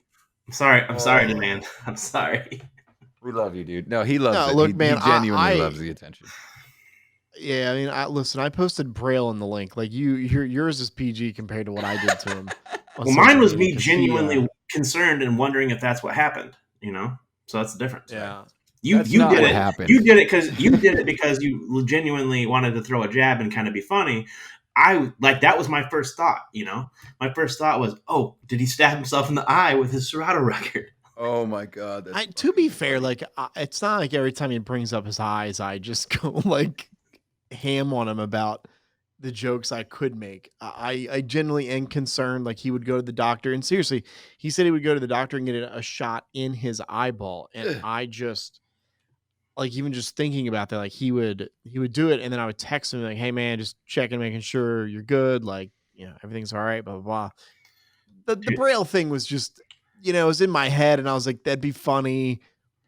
Yeah, you kind of earned it too. By being so nice, you earned it. At the end of the day, though, it just sucks because we're all getting older and we're having health issues, and obviously that's something that it's health related. Like, it just sucks. Yeah. Like, I mean, I went through some crazy like gastro stuff a couple months back. Had to get a colonoscopy and an upper GI and all this stuff, and that was like, what? Who wants to get a colonoscopy at freaking 35 years old? Not me. I definitely didn't. Actually, we're 1 hour in according to my time. You guys actually started a little earlier, so we're over an hour. But I just wanted to mention that this podcast nor the Drew Refuse Show are not sponsored by Liquid Death. But literally in my trash can, bro. Like the things Drew and Fuse have done for you, Liquid Death. I realize, you're all whatever at concerts and stuff. I should have shotgunned this. Is what I should have done. Oh my god! So, do you have another one? Do you have another one you could shotgun? My man shotgunned 16 ounces of sparkling water. That would be fun. I ended up. I burp and just pass out. And he wonders why he has gastro problems. That's the rocket launcher version of murdering your thirst, right there. Like. Jesus Christ. Oh my god. So Logan, I've never had Liquid Death until until Justin Reed and I went to go see Dave Matthews Band in Charlotte, and we went to DMB, and of course, like every drink there is $6,000. And we go up, and I look, I was like, oh my god, like Liquid Death, and I tell him the story about Liquid Death. He doesn't listen to any of the podcasts, has no clue what we do. I could tell him that I could say any rumor I want to about him. He doesn't know. Justin Reed actually drinks through his butthole. Yeah, he does. That's the rumor we're gonna spread. he doesn't drinks- drink from his mouth. He has to pour it in his butt. He drinks Liquid Death. He actually his gets. butt. He stands on top of his head, and Arlie the DJ pours it into his ass. Man. Just kidding. Oh, Just kidding, God. Arlie. I love you. Hope you didn't want a clean episode, Logan. I didn't. We That's why people. But anyway, I had the Liquid Death at the Dave concert, and I was kind of blown away about how good it is. I don't know what it is about water in a can, but I'm thoroughly I can tell you. impressed. I can tell you. So I drink a lot of bottled water, whatever, sparkling waters. It's along the same lines as San Pellegrino to me because it has little bubbles. The best way to explain it. It's carbonated like beer, like LaCroix and that stuff, and even some of the seltzers are like overly carbonated. It's lightly carbonated. Like San Pellegrino, you can crack one open and just chug it. Like a lot of the other ones, you can't do that. You get a quarter of the way through the can, you're like, "Brah," you know. Yeah. So Right. Yeah. Eric Massengale is going to screenshot me doing that and post it. I don't know if you guys. You see, Hang on, real quick. Just everybody do it. Just everybody do it. Just- You can get her. I am not letting Eric Massengale. That's okay, Shorty. Did We you already guys see have what he you. did? So I bought these like off Amazon. I bought these like plastic, they're like this bottle bong things. Basically, you jam it into a bottled beer, and it allows you to flip the beer over, and it. Oh, so the airflow. Yeah. Well, Like a straw. I put that on my Instagram story. I shotgun like 3 Bell's 2 Hearteds, and yeah, I'm disgusting. Oh But- God, that's impressive. I mean, I used to be known for being able to shotgun like really fast. I could shotgun like a canned beer in like 1.2 seconds. In my old age, Oh I my got a little slower. God. Like, oh, Sure. seriously, that's not even a joke. It was like gone. It was over. But That's crazy. he funny screenshots how- my story of me bonging this beer, and then you know how you can do the cartoon thing, like where you can cartoon somebody. He cartoons me, and then posts it on the freaking internet. Like I love it. freaking Eric, I'm telling you, man, that kid. That guy, Oh. man. Yeah. He's actually what is he speaking tomorrow at Marquee? Marquee is going on right now, by the way. Yeah, and that one in that thing in And Scottsdale. the Scottsdale one. I was gonna go to the store Scottsdale sponsored one. Well, I was talking to, just why are when so I was- many things going on right now? Like, I I don't know. have enough When I- money for all of this. when I was talking to Nick so Nick hinted to me about the Scottsdale thing when we were at Midwest DJs Live, and I was like, I don't think I can do that. And I looked into it, and it's really wasn't that expensive to go, but a flight from Michigan was gonna be $1,000. I was like, Dude, Flights are anywhere. back. Flights I'm anywhere. not are paying expensive. $1,000. Like, yeah, I mean, it was like $850, I think, for the ticket there, and then $1,000 for the flight. I'm like, man, just it's a lot, especially when I got like $850 is kind of a lot. $3,500 collective investment. That's the collective. You met Teddy at the collective, right? Yeah. Yeah. That was the first time I met her in person. Yeah, I met you at the collective of 2019. Yeah. Yeah, man. And It's, Shorty, dude, sorry, Shorty, never met you, bro. Nah, man, it's good. It's good. I mean, I were you at Expo last year though? Were you at NAC? I've only ever been to Midwest DJs Live and the DJ Collective. So Midwest, I want to go to next year, 100%. Midwest is great. So actually, Yeah, I Midwest, kinda do that's where I kind of so my first experience with a DJ conference was Midwest DJs Live. Okay. Backstory on it, how I ended up even hearing about it. Like I didn't even I was so far under a rock that I had no idea that these DJ conferences even existed, and they've been going on for decades. I had no clue, but I started getting a little bit bigger into YouTube and realizing, like by watching other people's videos and things, that there was other stuff going on. And mainly what it was is the DJ's Vault became a thing. When that became a thing, Joe reached out to me about doing a video. Well, actually, what happened was they had like this little contest about the vault box that he initial members got this free like box, and it came with like a bunch of swag. And he's like, hey, whoever makes the coolest like vault box opening video wins, right? So I like made this video. It was kind of funny. So then Joe was like, hey, can you make some more videos about the vault? So I do that. Then he tells me about he's going to this thing called Midwest DJs Live. I'm like, all right, cool. So I go to that, and that's literally how I met everyone that I know. I met I'm pretty sure that might have been, I don't know if Nate Nelson. Yeah, I met Nate there. I met Joe in person there. I met Justin Reed there. I met Chris Hentz there. Like all those guys. You mean Justin Reed that drinks out of his asshole? That guy? Justin Reed, the guy that Arlie pours liquid death into his asshole? Yeah. Actually, Justin sat down with me. I lost all my money at the casino. And Justin's like, hey. Yeah, and Justin's like, he's like, hey, you want to go down to the casino? Because at this year, that year, Midwest DJs was at the casino. And he's like, hey, you want to go play blackjack? I'm like, bro, I lost all my money at the slots. Like, all the money that I wanted to spend playing slots, I'm done. Yeah. And he's like, I'll give you $100. I'm like, all right, I'll gamble with your money. I literally lost his $100 in like 14 seconds. It was gone. and I did end up. I Venmo'd him, paid him back, whatever, after the fact. But I lost. Oh wait, what? No, what? You don't do that. You don't pay him back to you. Yeah, no, it's a gift. I'm getting your $100 back. You're a better guy than I am, LoStax. So I'm getting your $100 back. And so you want to hear the really funny part? So Justin and I mean, we're pretty tight. We definitely aren't tight like you and Shorty, like you guys are, but we text back and forth. We have slept together once, yeah. No, every couple of weeks, we might check in on each other, whatever, that kind of thing. Like his whole team's great. Like Gaspar, Alex, Arlie, they're all awesome. But the first time I talked to Justin, we're at like the mixer thing at the beginning of Midwest DJs Live. It's like that first night. Everybody's upstairs hanging out. People are DJing, having a good time. And I see him, and I'm kind of drunk because I'm by myself. I know literally no one in the room. The only person that I knew that I had talked to before was like Joe Bunn.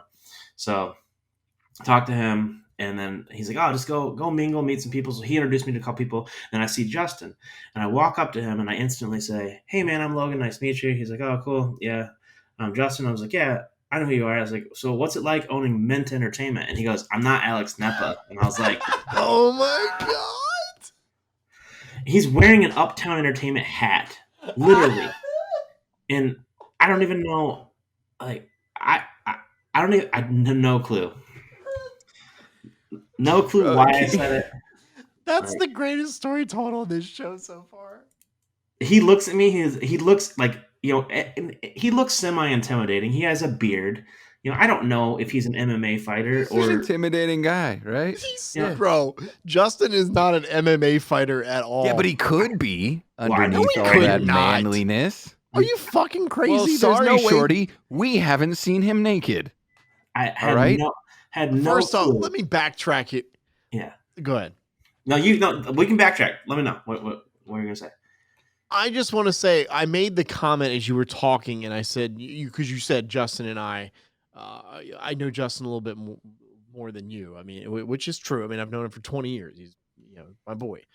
And when you said that, I said, yeah, well, we slept together once, and we did. And here's the thing, and I'm just going to say it on the show. We were. Oh, this is going to sound even ready. Worse. This is the YouTube clip. 2 DJs sleep together. We were. We had just gotten back from the bar. We were drunk. This is sounds about right so far. Okay, keep going. Yeah. And I just laid down on his bed. It was like the night, Kevin, the night that I came into your room. So you're just sleeping around with all the DJs. No, listen. Here's the thing. Okay, I listen. I just laid down, and then he laid down on the other side of the bed, and we just ended up falling asleep because we were just, I don't know, we were just drunk or something. I don't know what it was. And then I woke up, I was like, oh, like. You woke up with a Hot Wheel in your ass. He woke up with liquid death in his ass. Liquid death in your ass. Shit! I guess I'm pouring another one. That story in my head sounded like it was going to redeem me, and what I think it actually I think did. it made it a lot worse. So no, I do want to parlay. Not that there's anything wrong with that. So you're talking about something that you commented on that kind of got overtaken by by my conversation, right? So something that I think got overtaken on Arlie's show was his the 0 out of 9 0 out of 9 months. Kevin, you know exactly what I'm talking about. When Arlie was when you're talking about the abortion joke, and he goes, "I'll give that one a 0 out of 9 months." I didn't even hear him say that. I don't even remember that. Yeah, he says I would give that one a 0 out of 9 months. Oh my god, dude! Maybe it's because I was listening. I might have caught it more because I was listening, not watching. I listened to you guys on the Apple podcast thing. Spotify. Yeah. But yeah, it was But Arlie goes, I'd give that joke a 0 out of 9 months. I was like, God. Dude, I honestly I couldn't have run away from that joke faster because I felt so bad for like putting him in that position. You know, oh my god! I don't remember this at all. It's right at the tail. You don't remember you don't. Ow! Sorry, dude. I told you the cats. They're both here now. Bro, and cat scratch fever is a real thing. Cat scratch fever, if you get it, it'll make your like that body part will like swell up, and it's really bad.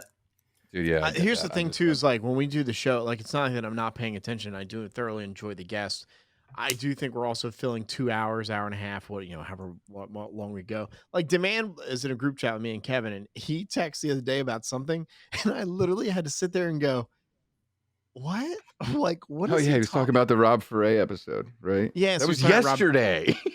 Because it came out yesterday. Talking about Rob Foray, and he said something about Rob Foray, and I literally sat and just stared at the text and I went, I don't quite understand what he's talking about. I think I even text saying I don't understand what he's talking about or something, or I don't know. But my brain's like that where I will do something and it's great.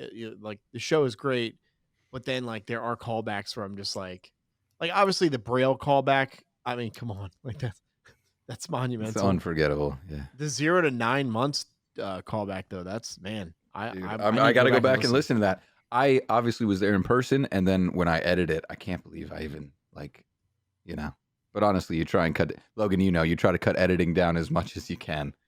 So like if I see a stretch, like Rob Foray's episode was actually pretty easy to edit because he went on like we just sat and listened for a lot of the episode because Rob is such a crazy, powerful mind. Yeah, and he's a great public speaker, and all that.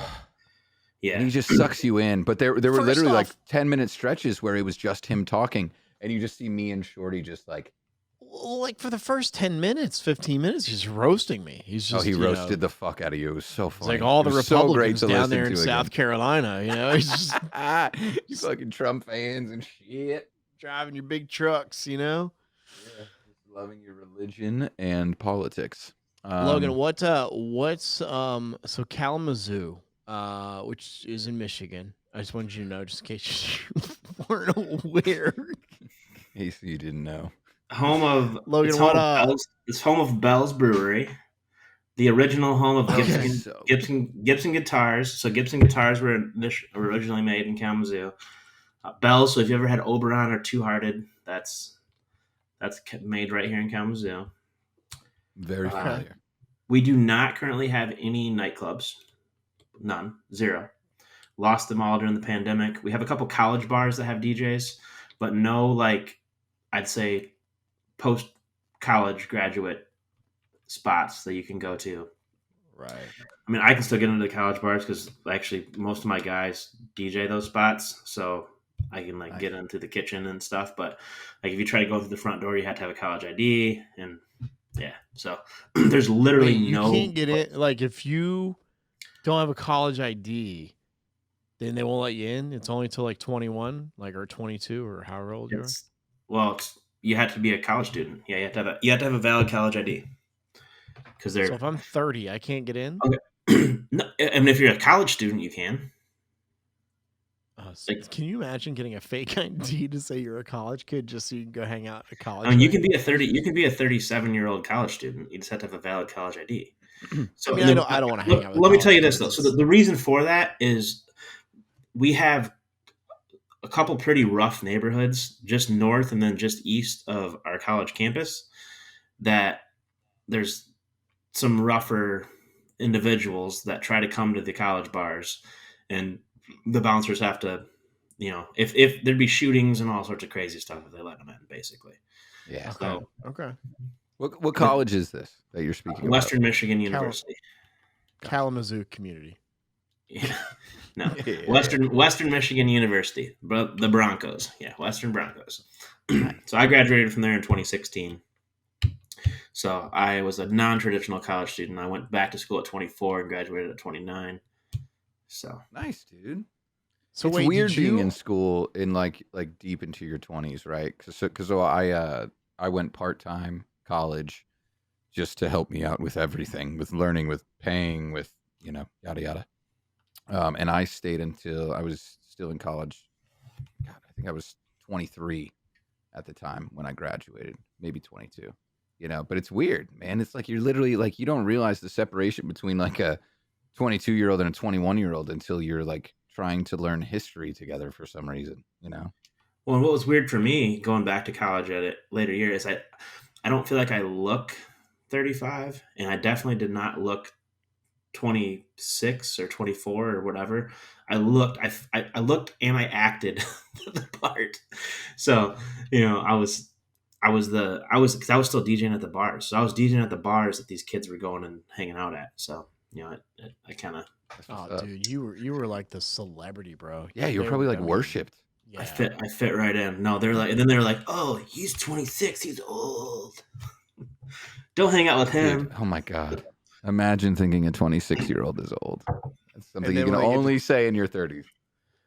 So Logan, there's something I actually really want to ask that is on my list of things to ask you here, man. I've enjoyed talking to you tonight. We're gonna get to what the wish is at and dad jokes here in a second, but I have to know, Logan. I've got to know, bro. How'd you get the name, and why isn't there 2 other X's next to it? Well, there actually used to be, but I've since retired from that industry.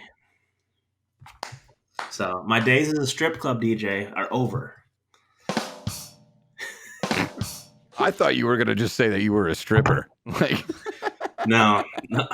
Actually, well, never mind. That's a different story. hey, Wait, So- no. fuck me in the ass. So as I refill my Blantons, I'm halfway through this thing, by the way, boys. Bro, I'm not going to lie. I'm starting to feel this a little bit. So this is turning into sips and ish real quick. I'm sweating. Look at me. I'm so shiny. I'm sweating too, bro. Logan, another question I need to Lights ask are you: about- Uh, if you slept with Justin Reed as well? No. Have not slept with yet. Justin Reed. Have Not yet. not. I mean, I heard he sleeps with a CPAP. I was like, nah, I can't handle it. Bro, true story. Logan, this is a true fucking story. I went to some DJ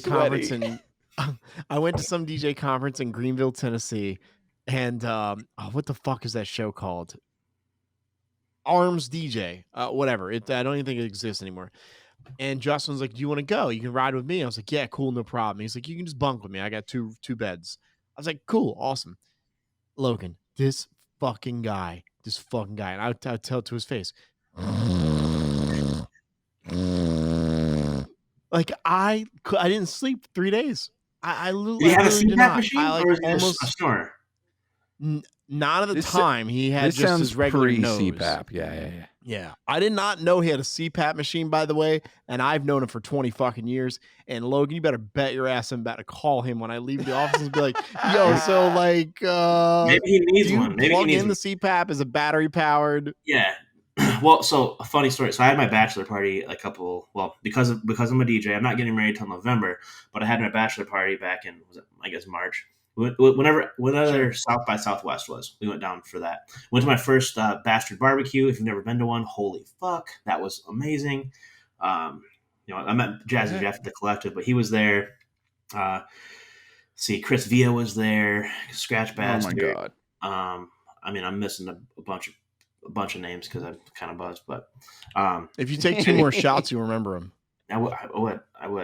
But I met a bunch of cool guys, and actually, some of the guys from Beatport came up to me like, "Hey, we're doing this after party at this club. You should come hang out." So me and like my whole bachelor party went to this other after party. But that's total tangent. The point I'm getting at is 3 of the guys that I went there with have CPAPs. I put them all in the same room. And it was literally like walking into a hospital, like because they had three. It was like Dude, it was like a side. Fuck out of here. It was like I'm done. it was like a sci-fi movie, dude. It was like a sci-fi movie. You swing the bedroom door open, and there's 3 beds in the room, and all 3 of them have.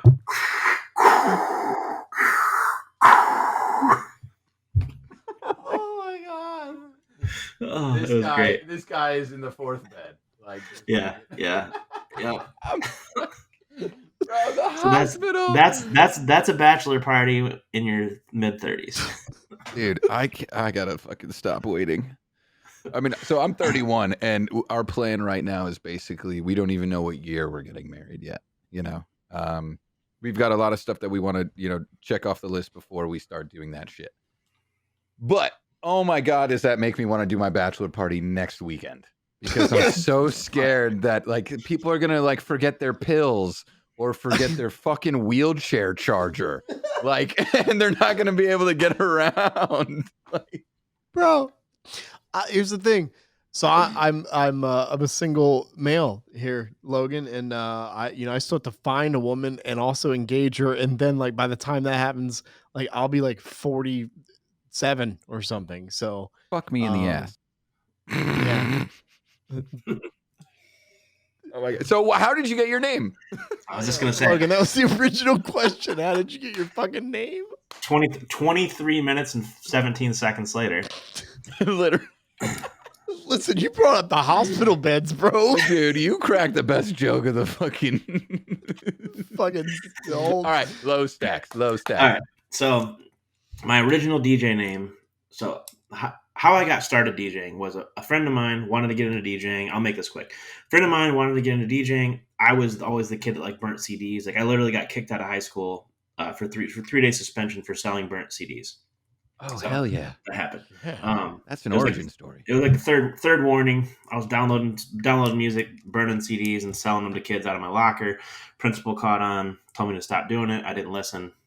Whatever. But after high school, right? After high school, a friend of mine was DJing frat parties and that type of stuff. And he graduated. He was actually friends with my older cousin, which is like 3 or 4 years older than me. And so I kind of hung out with that group, even though I was way younger. So he would invite me to these frat parties, and I'd go hang out, and he would DJ, and it was super awesome. And he wanted to get into, he was playing on CDs, wanted to get into more like the digital stuff, right? So I kind of helped him, basically discovered Serato, all that type of stuff, like whatever. And then long story short, he was DJing at this bar, and one night he's like, hey, I need you to cover me. And I'm like, all right, yeah, I'll come cover you. Well, I go in there and I roll out, and I've got 1 turntable, a Behringer mixer, and a Serato box.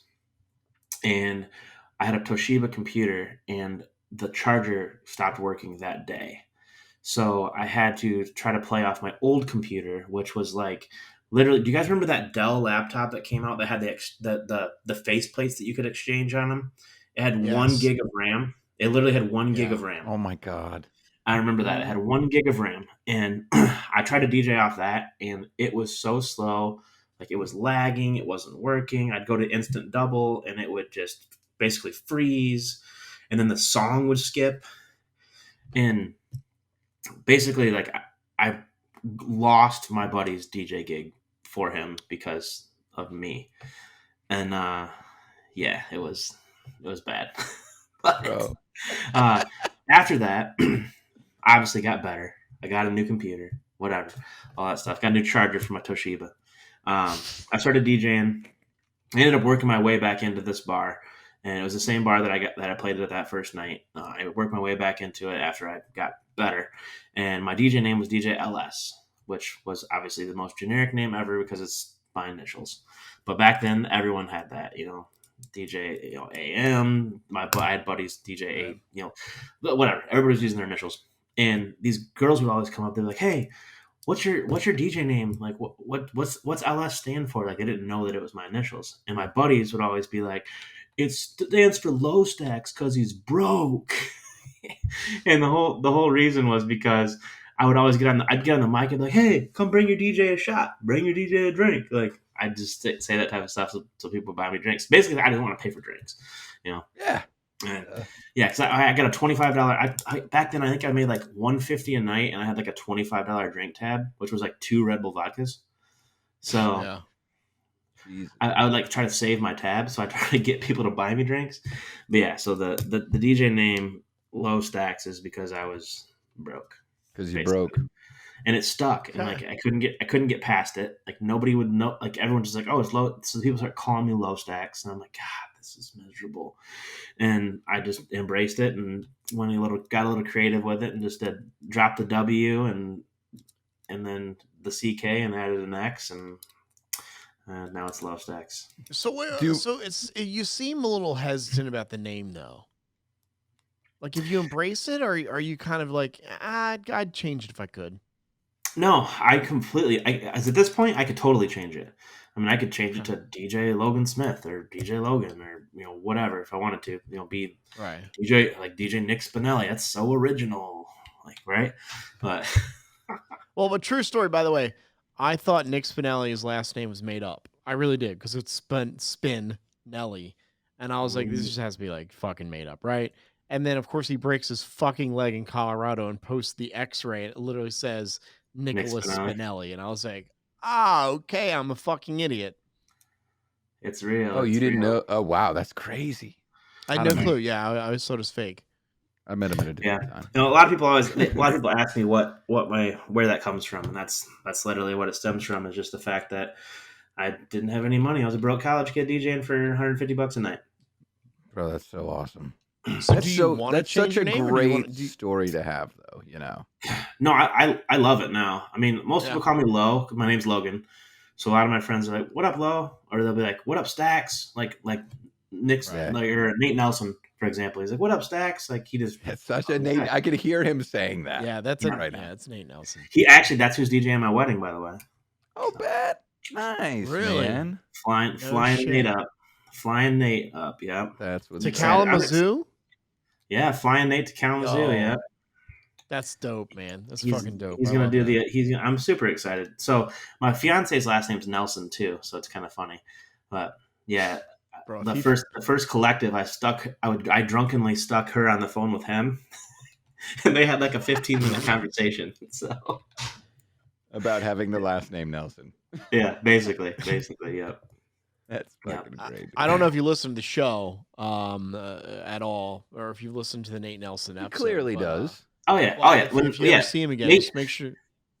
He needs to start his podcast. I'm getting pissed. I'm waiting patiently. Dude, where the fuck is this podcast? Nate? They got this Instagram going with nothing up. Like, I don't know what we're doing here. Like, it's not for nothing. Like, Tony is in New York right now. It is. Kevin, you're in PA. I'm in Greenville, Texas. Come on. That's a very good point. Just throwing it out there. Like, I'm ready for them. I'm ready to hear the two I'm so voices. ready for them. I'm just so excited for them to be a part of this, But I don't know. It's tough to get in and stay in. Shorty, this is episode 16 that we're doing right now. That's crazy. We said 2 and 3 and then we'll be out. Like, we literally thought we were going to quit. We thought we were going to quit like 3 weeks in. It's crazy. Our bio for the longest time said we'll probably do 2 or 3 episodes and then quit. That's literally what our bio said. That last duo cast, the description is literally, this is the worst episode. That's it. It was definitely the worst episode. Dude, we were burnt, man. So, Logan, before we get into all the extracurriculars, why don't you go ahead and plug yourself as much and as many things as whatever you want. Literally, just go ahead and go off on you. Okay. Well, all socials are at DJ LoStax, I'm pretty sure. If you want to follow the business page, it's Lux Entertainment, LUXX. I added the second X. because my DJ name starts with an L, ends with an X, and I didn't want to be Lux like everybody else is, Luxe. So that's why it's LUXX. So right here, Lux Entertainment. There it is. So yeah, YouTube. I'm at 4,800 subscribers. When I break 5,000, I'm giving away a Ford Raptor. Yeah. Wait, What? Whoa. Wait, whoa, what? Whoa. Clickbait. Hold Let's on. go. Wait. He's If giving so, away I'm a spaceship. about to go create 200 email addresses. Hold on. Like, No. you're fucking with us, right? No, I'm giving away a Ford Raptor for real. Fuck you. You're giving away a fucking truck? What? Yeah. That's not just a truck. That's like an $80,000 truck. My truck keeps I need to know. my truck keeps breaking down, so I'm just gonna give it away. Okay. Sorry. I thought it was this brand new car. No, I so thought you and I don't tried- drive a Raptor either. I drive a Lariat You do. F-150. So it is the night. I have the leather and all the fancy stuff, but It's a I don't lovely drive a truck. Raptor. No, the joke. No, so no, like I don't know how many of my followers listen to this podcast, but I was gonna say none of my followers listen to this 3. podcast. That's probably not true. Anyway, I was gonna joke and say that I'm gonna give away a Ford Raptor, and I was literally gonna mail them a remote control Ford Raptor off of Amazon. That was so when I break 5,000 subs, I am giving away a Ford Raptor. Oh, But it's dude, gonna be- I'll honestly, I'll jump in that just for the fucking RC car, man. So it's That's a funny great you play. mentioned that. It's very funny that you mentioned this about the Ford Raptor thing and like giving away a little car, a little Hot Wheels car. Do you guys remember Opie and Anthony, famous rock morning show in New York City? They did this contest, and they said, "Hey, we're gonna give away $100,000 right now. 9th caller, whatever the station numbers were, whatever." Guy calls in. He's like, "Did I win?"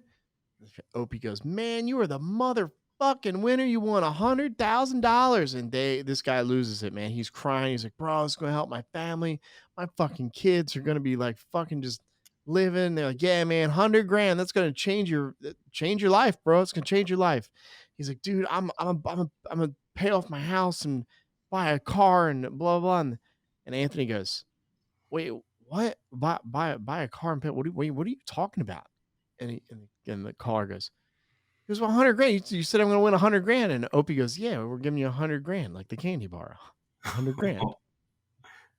And now that guy's obviously, dead. like, And now he's dead because that caller shot him. Yeah, yeah. fuck that. They did that too. There's a station here in like Myrtle Beach or somewhere, and there's a place in South Carolina called Hollywood. And so this station, literally they did it a little too long. They did this month-long contest where you're going to win a trip to Hollywood. In the fine print, though, if you read it, you would see where you're going. So of course they call up the winner. "Hey, we're going to go to Hollywood." The lady's freaking out. "Oh my God, I can't believe it. I'm going to fucking Hollywood. This is amazing, blah, blah." And they're like, "Yeah, Hollywood. It's really great. It's, it's home of the alpaca farm and like just all this random stuff." The lady's like, "Wait, what?" And then they're like, "Yeah, Hollywood, South Carolina. We're gonna send you to Hollywood." Of course, she's pissed and pissed. She thought she's going to LA. Yeah, that doesn't make anybody happy. Well, it's fucking funny, okay? Yeah, it's funny. I did that on my Twitch thing for a while. I used to say if you used up like so many points, I would cream pie myself, which is gross. But like people thought that like Teddy would go and get like a handful of like cream and then smash me in the face with it.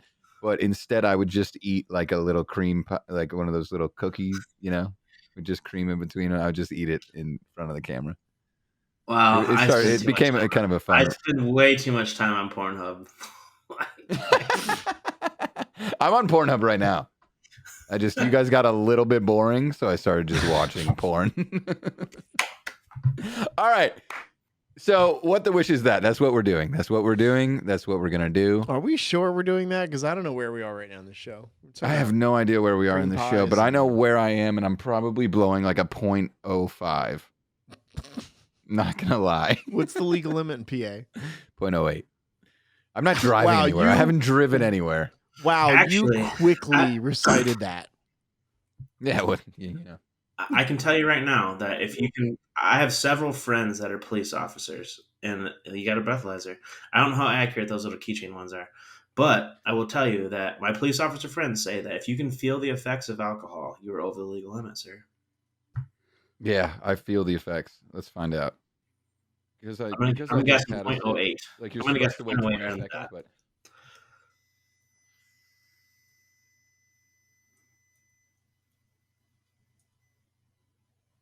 ew, it says 0.02. That's fake. See? That's wrong. You're lightweight. Yeah, especially considering that I'm like Try it drinking again. it right now. It should have said a lot higher than that. Do it again. Try it again. I gotta reset the whole thing. I'm telling you, man. All right, then let's do a wish while we do that. If you can feel it, you're over. Yeah, no fucking doubt, man. I have a friend that But went to my jail. parents He blew a .33, and they were going to pump. They told him that they're going to take him to the hospital and pump his stomach. But the reason that they weren't is because he was so coherent and acting completely normal. So that's there's 0.05. yeah, that's probably closer to There you accurate. go. That's closer to accurate, probably. All right, time to hop in the car. I'm just kidding. All right, let me go buy some more beers. All right, so I'll be honest. I loaded 1, 2, 3, 4, 5, 6. I loaded like 8 wishes today, so we'll see what these are. You ready? Ready? Ladies and gentlemen, it's time for a favorite segment. It's Oh wait, called I have What music. the I have Wish. music. You ready? Oh, we have music today. We've got some ladies and What the gentlemen. Wish is that music. I love this music. Okay. I'm sorry. I'm sorry, what? So this version of this example of What the Wish is that is just the fucking funniest sticker I've ever seen, and I needed to include it in our podcast somehow. So I'm trying to describe this to the audience that's not watching. So like if Logan's driving down the road right now listening to this and he's like, I wonder what they're talking about. I'm gonna describe it as what? We were talking a little bit about Pornhub before. It's It's a soap dispensary. It's a soap dispensary. What? Sorry, soap dispensary. That it's a sticker on it that says "Please wash your hands," and it's hands underneath a faucet with a sink beneath that, but it clearly looks like someone's hands spreading ass cheeks and a dick going into the butthole. Yeah. Yeah, I got nothing. I literally got nothing else, guys. I'm sorry that if you expected something great. But all I can say is I have questions for the graphic designer. I have questions for the 100%. graphic They designer. knew what So they were doing. I They knew what they were doing, understand. right? I understand they're like basically the camera angle is looking above. You know, Mhm. I understand what they're trying to do. I just don't think they should have done it. I think they did exactly what they were trying to do. That's a whole new clap them cheeks sticker right there. That's it. That's it, baby. See, but the person that designed it had someone washing their hands in mind. So I think that that's all they pictured. It's kind of like when like those pictures pop up on your feed, and it's like, if you see anything other than a frog, you're perverted. And it's like, well, the first thing that I saw was somebody getting banged, so I definitely don't see a frog. Yeah, yeah, exactly. You know, I think So, we've just like- got dirty minds, and I Yeah. think we need to lean into it a little bit more. You know, Like and I when you think said this is you a were great way going to cream to pie yourself, I totally went the Do wrong we- direction with that. exactly. That's just it. This is the world that we live in. We think dirty. Do we get the And that's music every okay. single time a new thing pops up? Do you want the music every single time? I like the anything pops music. up? Yeah, I think you You should like leave the it running while music? we're Okay, doing cool. it. Yeah, It's definitely. All right, here's the next one. yeah. Okay. This is coming is, from you're probably familiar with the like the layout of everything. This is from Amazon. okay. It's got This 4 looks like- stars out of 102 people. Well, let's ask What the- Logan. Logan, what is this? This is look literally like? what the wish is this. That's a space nugget. You ever seen Joe Dirt? Joe Dirte. Yeah, I've seen Joe Dirte. I have seen Joe Dirt. This looks You've like seen Joe Dirt, Shorty? Yeah, I love Joe Dirt. I love David You know, Spade. He's fucking I Like fun. the love scene, David you know, the Spade. scene when he finds the asteroid and he thinks it's an asteroid, but it's actually a giant pile of shit out of an airplane. I think It's that's- Big Dookie. That's what this That's is. actually what this looks like on a This is necklace. poop. It's poop. This does look like a poop. Are you ready to find out Shorty, what do you think it's a poop too? Yeah, I think it's a dog poo on a necklace. It is. Hang on. It's supposed to be a chicken nugget. What? Oh. No. And why would you wear that? Why are people Bro, people making things that are fucking stupid? So there is a new, like, you made it on Amazon or something like that. I forget what the fuck it's called, but basically, chicken nugget necklace. They've got earrings. They've got a combo kit with earrings for $41.95. You could be wearing a chicken nugget around your neck and hanging from your ears. Listen, here's the thing. Can I talk to the audience for a second? Here's the thing. Sure. I'm a single guy. If I go out on a date and a girl's wearing a chicken nugget necklace, next. No, That's awful. not next. You know, you can take her to Burger King. What? For $1.50, you can get her a 10-piece chicken nugget. And she's going to love you for a long that's time. the easiest first date for a long time.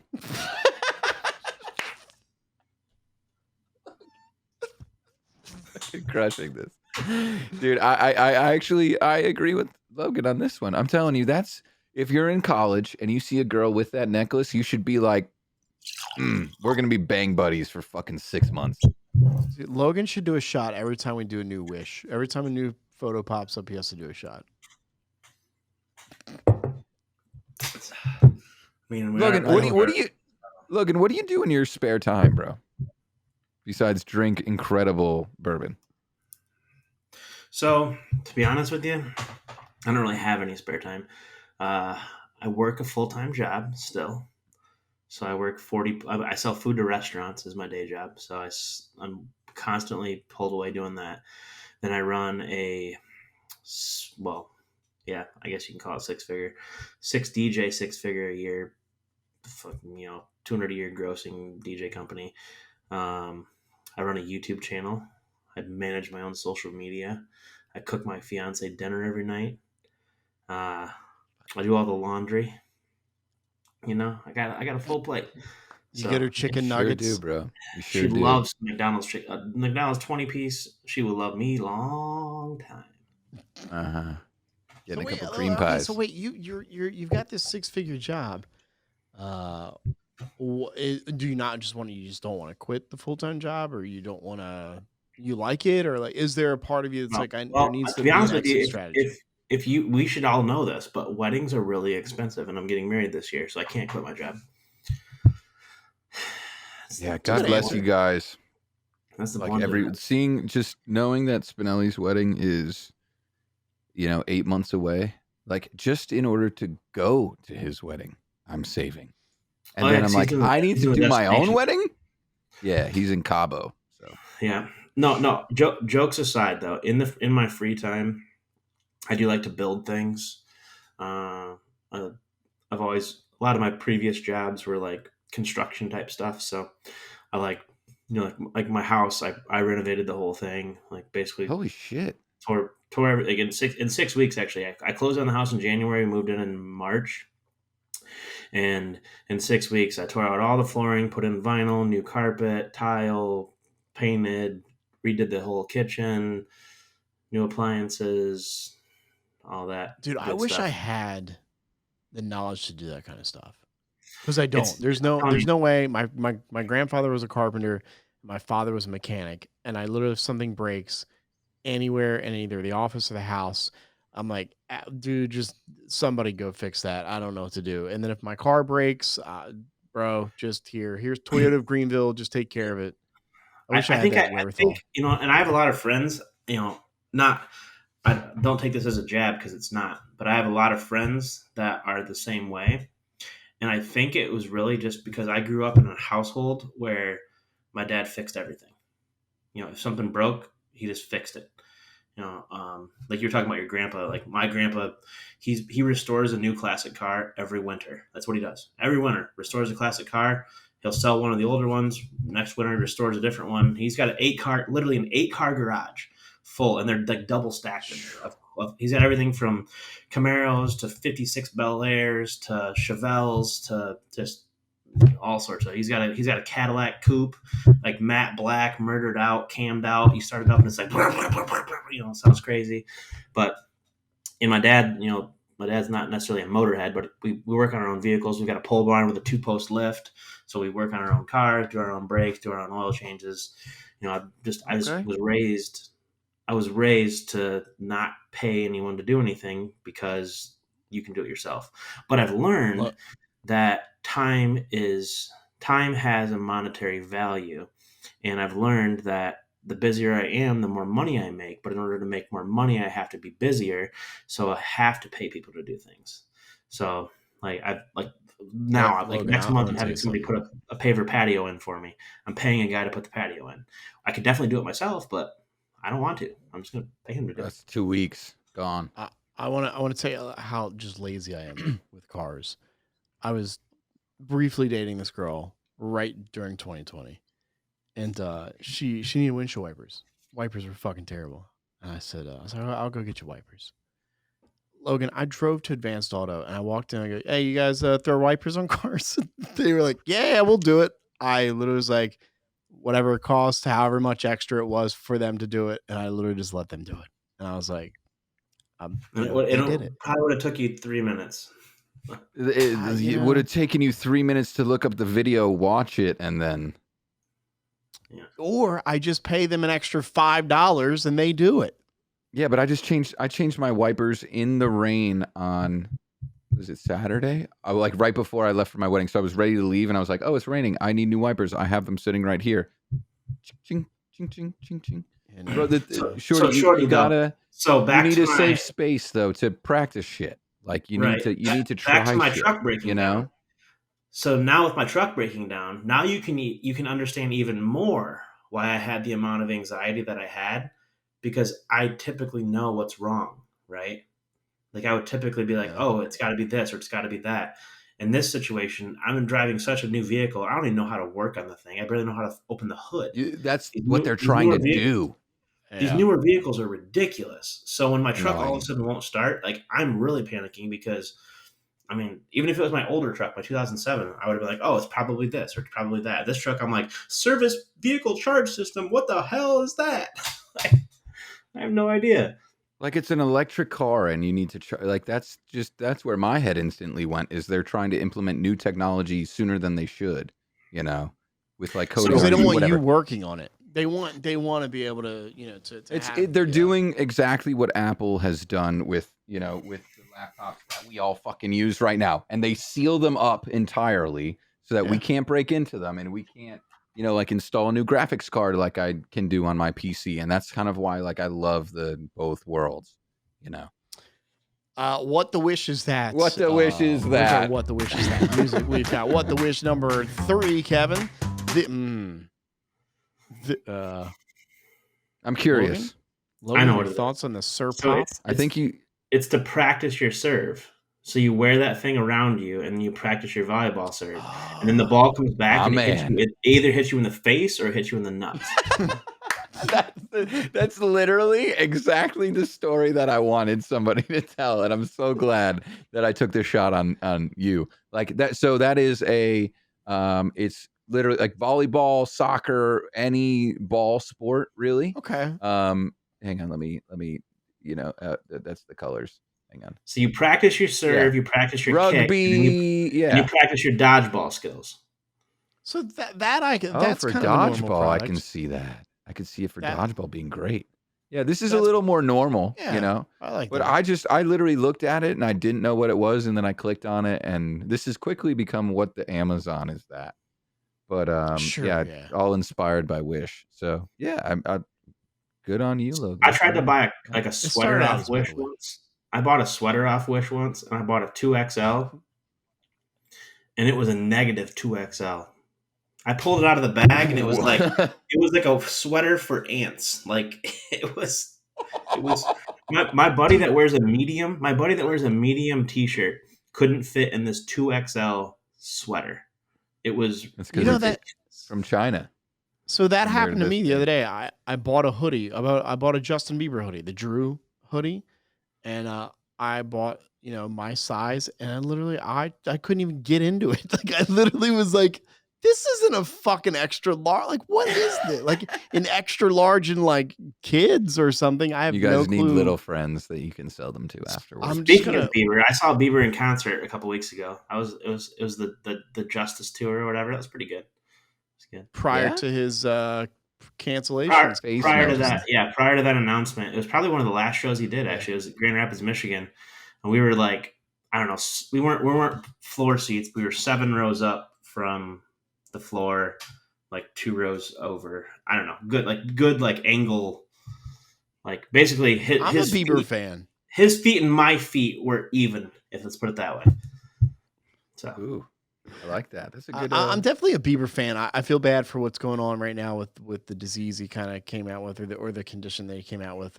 That sucks, dude. yeah, it's freaking I wild forget. too. It's like an ear infection that turns your face into like a stroke patient face. Like Yeah, what? literally only half your face though. You Bro, know. he's gonna be doing he's gonna be singing like Elvis soon. Like It's called Ramsey Hunt disease. Ramsey Hunt disease, something. Yeah.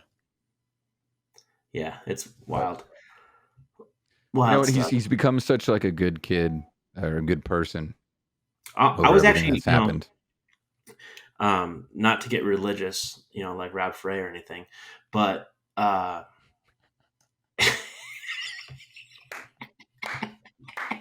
It's fucking my man's taking shots. Let's go. I love it. insert Nick Spinelli horse laugh.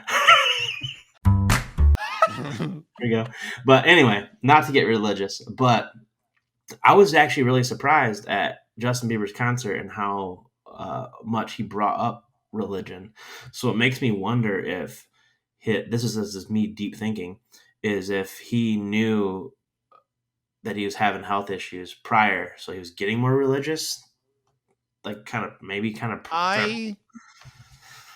or if that's like Yeah, a I new don't- Put it I- past him. Well, I know that he's kind of look, man. When he was a kid, I mean, and Kevin and I've talked about Bieber before in the show, where you hand a kid $50 million, like it is a egging houses and stuff for like very minimal things, and it's kids, and it's like I never like when Bieber would do that shit, I would just go on the radio and just fucking like bawl laughing, like this fucking kid went out this weekend and egged a house, got arrested, and was He out drove on bail fast through right. your neighborhood, and you're pissed off. Like in his Lamborghini. in Right. his he can't drive any other way. Frankly, Right. Like, dude, like he can't pull up in a Honda Accord, like he's got to be Biebs. But I mean, I think that as he's gotten older, like even with the paparazzi, I saw this video a couple weeks ago where he's walking into his apartment in New York, or he has a condo in New York or whatever, and the paparazzi are just all the fuck over him and Haley, and he literally turns to me and is like, dude, like, this is where I live, man. This is my sanctuary. Like, please respect me and my wife, and anyone that's coming in here. Like, please don't be crowded around my door. Like, I want to have some type of normalcy. And so I can't imagine like you deal with that your whole life. Then this Ramsey Hunt condition comes up where, and I saw the video he posted on Instagram where he was talking about it, and he kind of showed his face and what was going on. So I can't imagine like he thinks or thought, and who knows with modern technology, but I'm sure he thought like, all right, well, I've got another 20 years of this at the least, to go out and which is funny to like think of Bieber at 50, like in all of our generation. It's like, Baby. oh my right. god, Like to think of like singing this grandpa, song. grandpa. Oh, But Yeah, it looks like Joe Biden up there singing "Baby." Like, come on, like get the fuck out of here, dude. Oh sniffing, my god. sniffing fans while Listen, if we don't wrap this thing up, we're gonna be here for another 2 hours, and I'm gonna be blacked out. All right, what? All right, what the wish is that? You got to edit that part out too. What the wish is that? I don't know what product number we're on, but Kevin, the music. That's it. We're done. That was three. Oh, I love them. Ladies and gentlemen, what the I'll wish just play the brought to music you one more by gamer-fuel.com. Gamer-fuel.com. Promo code DJ Hi Kevin. Logan, do you have a favorite dad joke you want to tell? No. That's Wow, okay. man. I've got a I wish I bunch did. ready for you. I've got so many ready for I you. wish I was prepared. I don't. I'm gonna tell lots of impromptu dad jokes. I just don't You've have a lot. told a lot of jokes today. To ask you for another one is a whole lot. You've been very funny And today. every single one of those was off the top. So And that's kind of, honestly, like, that's the type of humor that I'm good at, is reactive humor.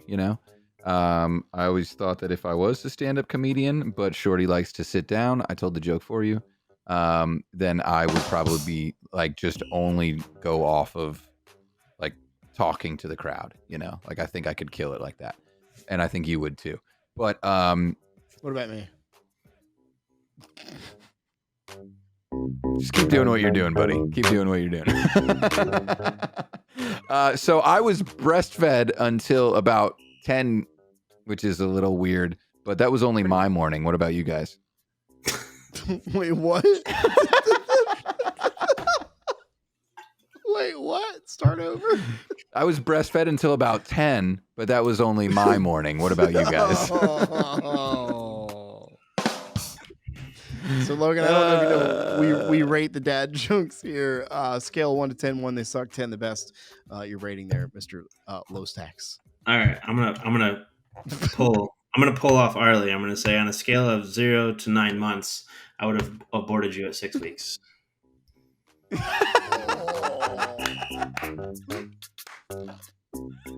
And that's your dad joke in a rating of a dad joke, bro. That's beautiful. And that is Shorty. society going canceled. Cancel. That You was- can't cancel the LoStax. fact I'm that already broke. We got nothing to lose, bro. You threw me off. Like, I heard it and you threw me off. And so then I had to rethink about it when you told it again. It was like it caught me. I would generally give that an 8. That was a good one. Yeah? Wow. That was a good okay. one. Thank you. Okay. Nice. All right. Did you know the Mortal Kombat song is based on an old Scandinavian church song? No. They're more commonly known as Finnish hymns. I actually got that. Yeah. Finish him. Yes. Finish him. Got that. Yeah, Finnish meaning like from Finland. Him meaning like we a got hymn. you're explaining No. it. Ratings going down there. Yeah. Logan. That was Logan, bad. take another shot first and then rate it. I hear him pouring a drink every fucking 30 seconds, and I'm like, I'm slowing down. Got to keep up. It's okay if you hate me. I'll put you in the middle of the road. That's a 5. Thank you. Yeah, I would give it a 5 as What are you drinking, Kevin? I'm drinking Johnny Walker Red. Is that a Costco version of Johnny Walker? I know, right? It's fucking massive, isn't it? It's a half gallon, yeah. And that's Yeah, Scotch. and So it that's was- Scotch. So I'm a bourbon guy, not a Scotch guy. I'm proud of you for drinking Scotch neat because I don't really care for Scotch much. It's a commercialized Scotch. I'm a huge Jameson guy. My dad's name is James, so I'm literally, as you know, the old tales go, I'm James' son. But I can drink that shit like water. But I needed bonus to dad break joke. into another one of the boys, and yeah, so I started drinking this Johnny, and like it's an affordable, great. I'm a big fan of I've got a couple of these bottles, Monkey Shoulder. These things are Is fucking that Scotch or amazing. is that Scotch or bourbon? This is also a Scotch whiskey. So Oh, man, I yeah, just can't- I'm all over that stuff. Yeah, I'm with him. I'm with Logan. I can't get behind it. I think it's a taste. Me too. I really think it's a person to person thing because I've tried when I first started drinking bourbons, I started to drink bourbons because the cool thing to do was like 2 years ago when all of a sudden the bourbon craze started. I was like, oh, the cool thing to do now is to drink bourbon. So I started drinking bourbon. I love Manhattans. I make Manhattans at home all the time. Love them. And I have a lot of higher end bourbons and I try to get into scotches. And I've tried like Johnny Walker Blue Label, Red Label, Black Label. I've tried Dewars, like all these different scotches. And I can't get behind. Scotch to me tastes like like whiskey and gin had a baby, and I fucking What hate type of gin? any gin because it all tastes horrible to me. So the thing is, like the gin that most people are familiar with is like Tanqueray, right? Yeah, Which is Tanqueray or not, but Hendrix. that's not like a real gin. Like Well, if you want to go like, and then to parlay off that, this is a Sips and Ish Jack episode. Daniels is a Like disgusting freaking bourbon whiskey. Jack Daniels is fucking exactly. gross.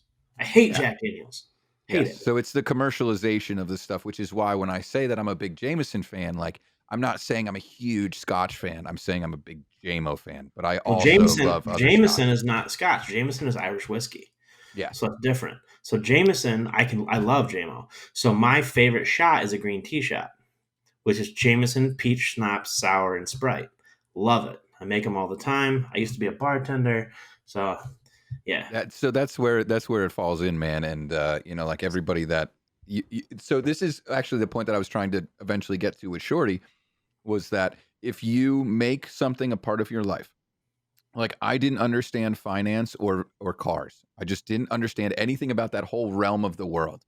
I started selling cars because I was like, the only way that I can learn stuff is if I work on it, So yeah, I mean, I didn't know how to make a good drink. I couldn't make something out of nothing, so I became a bartender.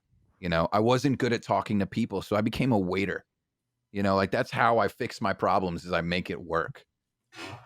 Wait, that sounded like way deeper than it should have. All right, Gary V. But anyway. Thank so you guys for listening to the Sips and Ish podcast. My name is Alex Neppa. We need My name's Neppa Alex again. Neppa. I own Uptown Entertainment in Greenville. I own Uptown Entertainment in Greenville, South Carolina. Logan, not for nothing. If you want to DJ clubs, you should totally do the basement. The basement is the fucking best. I would make a road trip. And Alex is one of those ones too. We haven't talked in a while, but after I was on Sips and Ish, we even before that, I got his we exchanged numbers back at the Collective, and kind of shot the shit back and forth through that, and that's how I ended up on Sips and Ish and all that stuff. But yeah, I need to hit him up because I would definitely love to do it. I mean, that's where I started was the small bars. The party bars, and then into some of the clubs. I mean, I played the biggest club in Kalamazoo. We had 1,000 people in there every night. So It's not small. It's gone now. It's dead. It died. Right. It's over. But that's a shame. But dude, honestly, like one of my goals has been to have like a mobile DJ at the basement weekend where we just get a fucking Airbnb and we all hang out that entire weekend, and even have like other DJs that aren't necessarily spinning. Or if we do 2 guys a night, whatever the fuck it is. I mean, if you're in 4 hours a night, you got Friday and Saturday. I mean, that's 8. Bro, that's people 8 to 2. Sets. That's a 6-hour set that you have to do. Oh no, I'm saying if you did Friday to Saturday, everybody did an hour. Right. Yeah, that'd be crazy, But they have Thursday, Friday, Saturday too. Obviously, day jobs change things, But I think it'd be super fun. I have vacation time, but we could line it up. Yeah, you do. Yeah, you do. Yeah, you do. Exactly. So I would love to do something crazy huge like that. But so our last joke, I dumped my last girlfriend because she was a communist. I should have known sooner. There were red flags everywhere. Yep, got that one. You guys saw that one coming. Fucking deer. I actually saw that right? one a mile away. Yeah. People like jokes that they see coming. Are we doing Battle of the Instrumentals? Battle of the Music. I actually like your instrumental better. It's not bad, right? It was originally started, I think, when I made you drinking your bottle.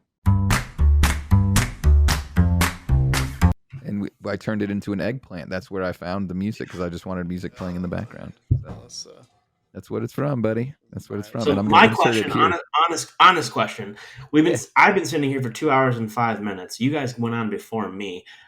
How have you not peed yet? Because I'm literally, my bladder is about to burst. I'm literally peeing right now. I literally peed in my pants. I'm urinating as we speak. I'm about to too. Fuck it. You got if peeing in your pants is cool, consider me Miles Davis. Consider me Miles Davis. Let's go. All right, then let's shut this thing down. Shorty, what else do we got? Are we doing anything else? Look, man, you told me I can't talk about on the show. Yeah, we can't talk about it. We can't talk about it. You know, we may tell Logan maybe after the show. Maybe after we the tell show. too many people though. You know, it might get out. I know. but, All of a sudden, loose. You can tell me. You can shit. tell me, but I really have to pee. Like Okay. I'm gonna piss my pants. Let's right, try cool. to keep him as long as possible though, just to see. Let's how just long drag we'll this out so you can and check him watch out his at pain. You know what? Watch this. Run. Watch this. Watch him. He's gonna be. Somebody stop this guy! Like, ladies and gentlemen, This is appreciate this is you. this is like the space station. You know, you just let her. the International Space Station. ISS. International Space Station. Where you Are gotta you pee literally your gonna do trash this right now? Hey, Logan, wait.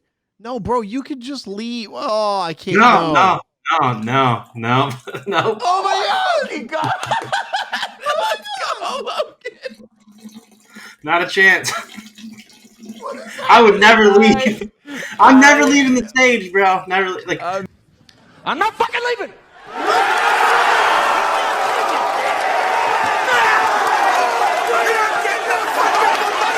DJ booth. You know, sometimes you just gotta put a bucket in the bottom of the DJ booth. You just let it happen. Bro. You know, this video is not sponsored by Liquid Death, but this segment should be, because this is what caused this segment with Liquid Death. Bro, hold up. Stop peeing in the fucking trash can. It's grossing me out. Are we? What the fuck is going on with this show? I'm beside myself right now. I don't know. All right. Well, for the first time ever on the show, we had somebody pee into a trash can on the show. Oh my live God, on the that's show. legendary, dude. Are you fucking kidding me? My face hurts so bad. Oh Logan, my God. I don't know what to say. Well, no, Shorty. Let me just emphasize something. So, a lot of my friends say, if they haven't hung out with me in a while, they say, "I forgot what it was like to party with you." This is the same type of thing. So it's like when you party with me, things get a little crazy. I'm 3/4 of a fifth of bourbon deep. I've had 2 Liquid Deaths and a Red Bull. What do you expect? It's the trash can. The man's hydrated, motherfucker. All right, before Logan takes a shit on the podcast, Before he just jerks off on stream. we appreciate you listening and watching. Make sure to subscribe, ring the bell. Hey, leave a rating as well. By the way, if you're on your favorite little podcast app, you can leave a 5-star rating. Let us know you love the show so much. And thank you for listening to the Radio Shorty podcast with that other guy that has this beard and he looks really sexy. He's got a microphone. Oh, Hey. Kevin. Oh, there was somebody else here. Got it. Cool. The show, Logan, of course, you're a is fucking not sponsored gem, by dude. Liquid Death. We appreciate you listening. And if we're not here next week, it's because the show got pulled off of all the podcast platforms because someone peed on the fucking podcast. Please remain seated.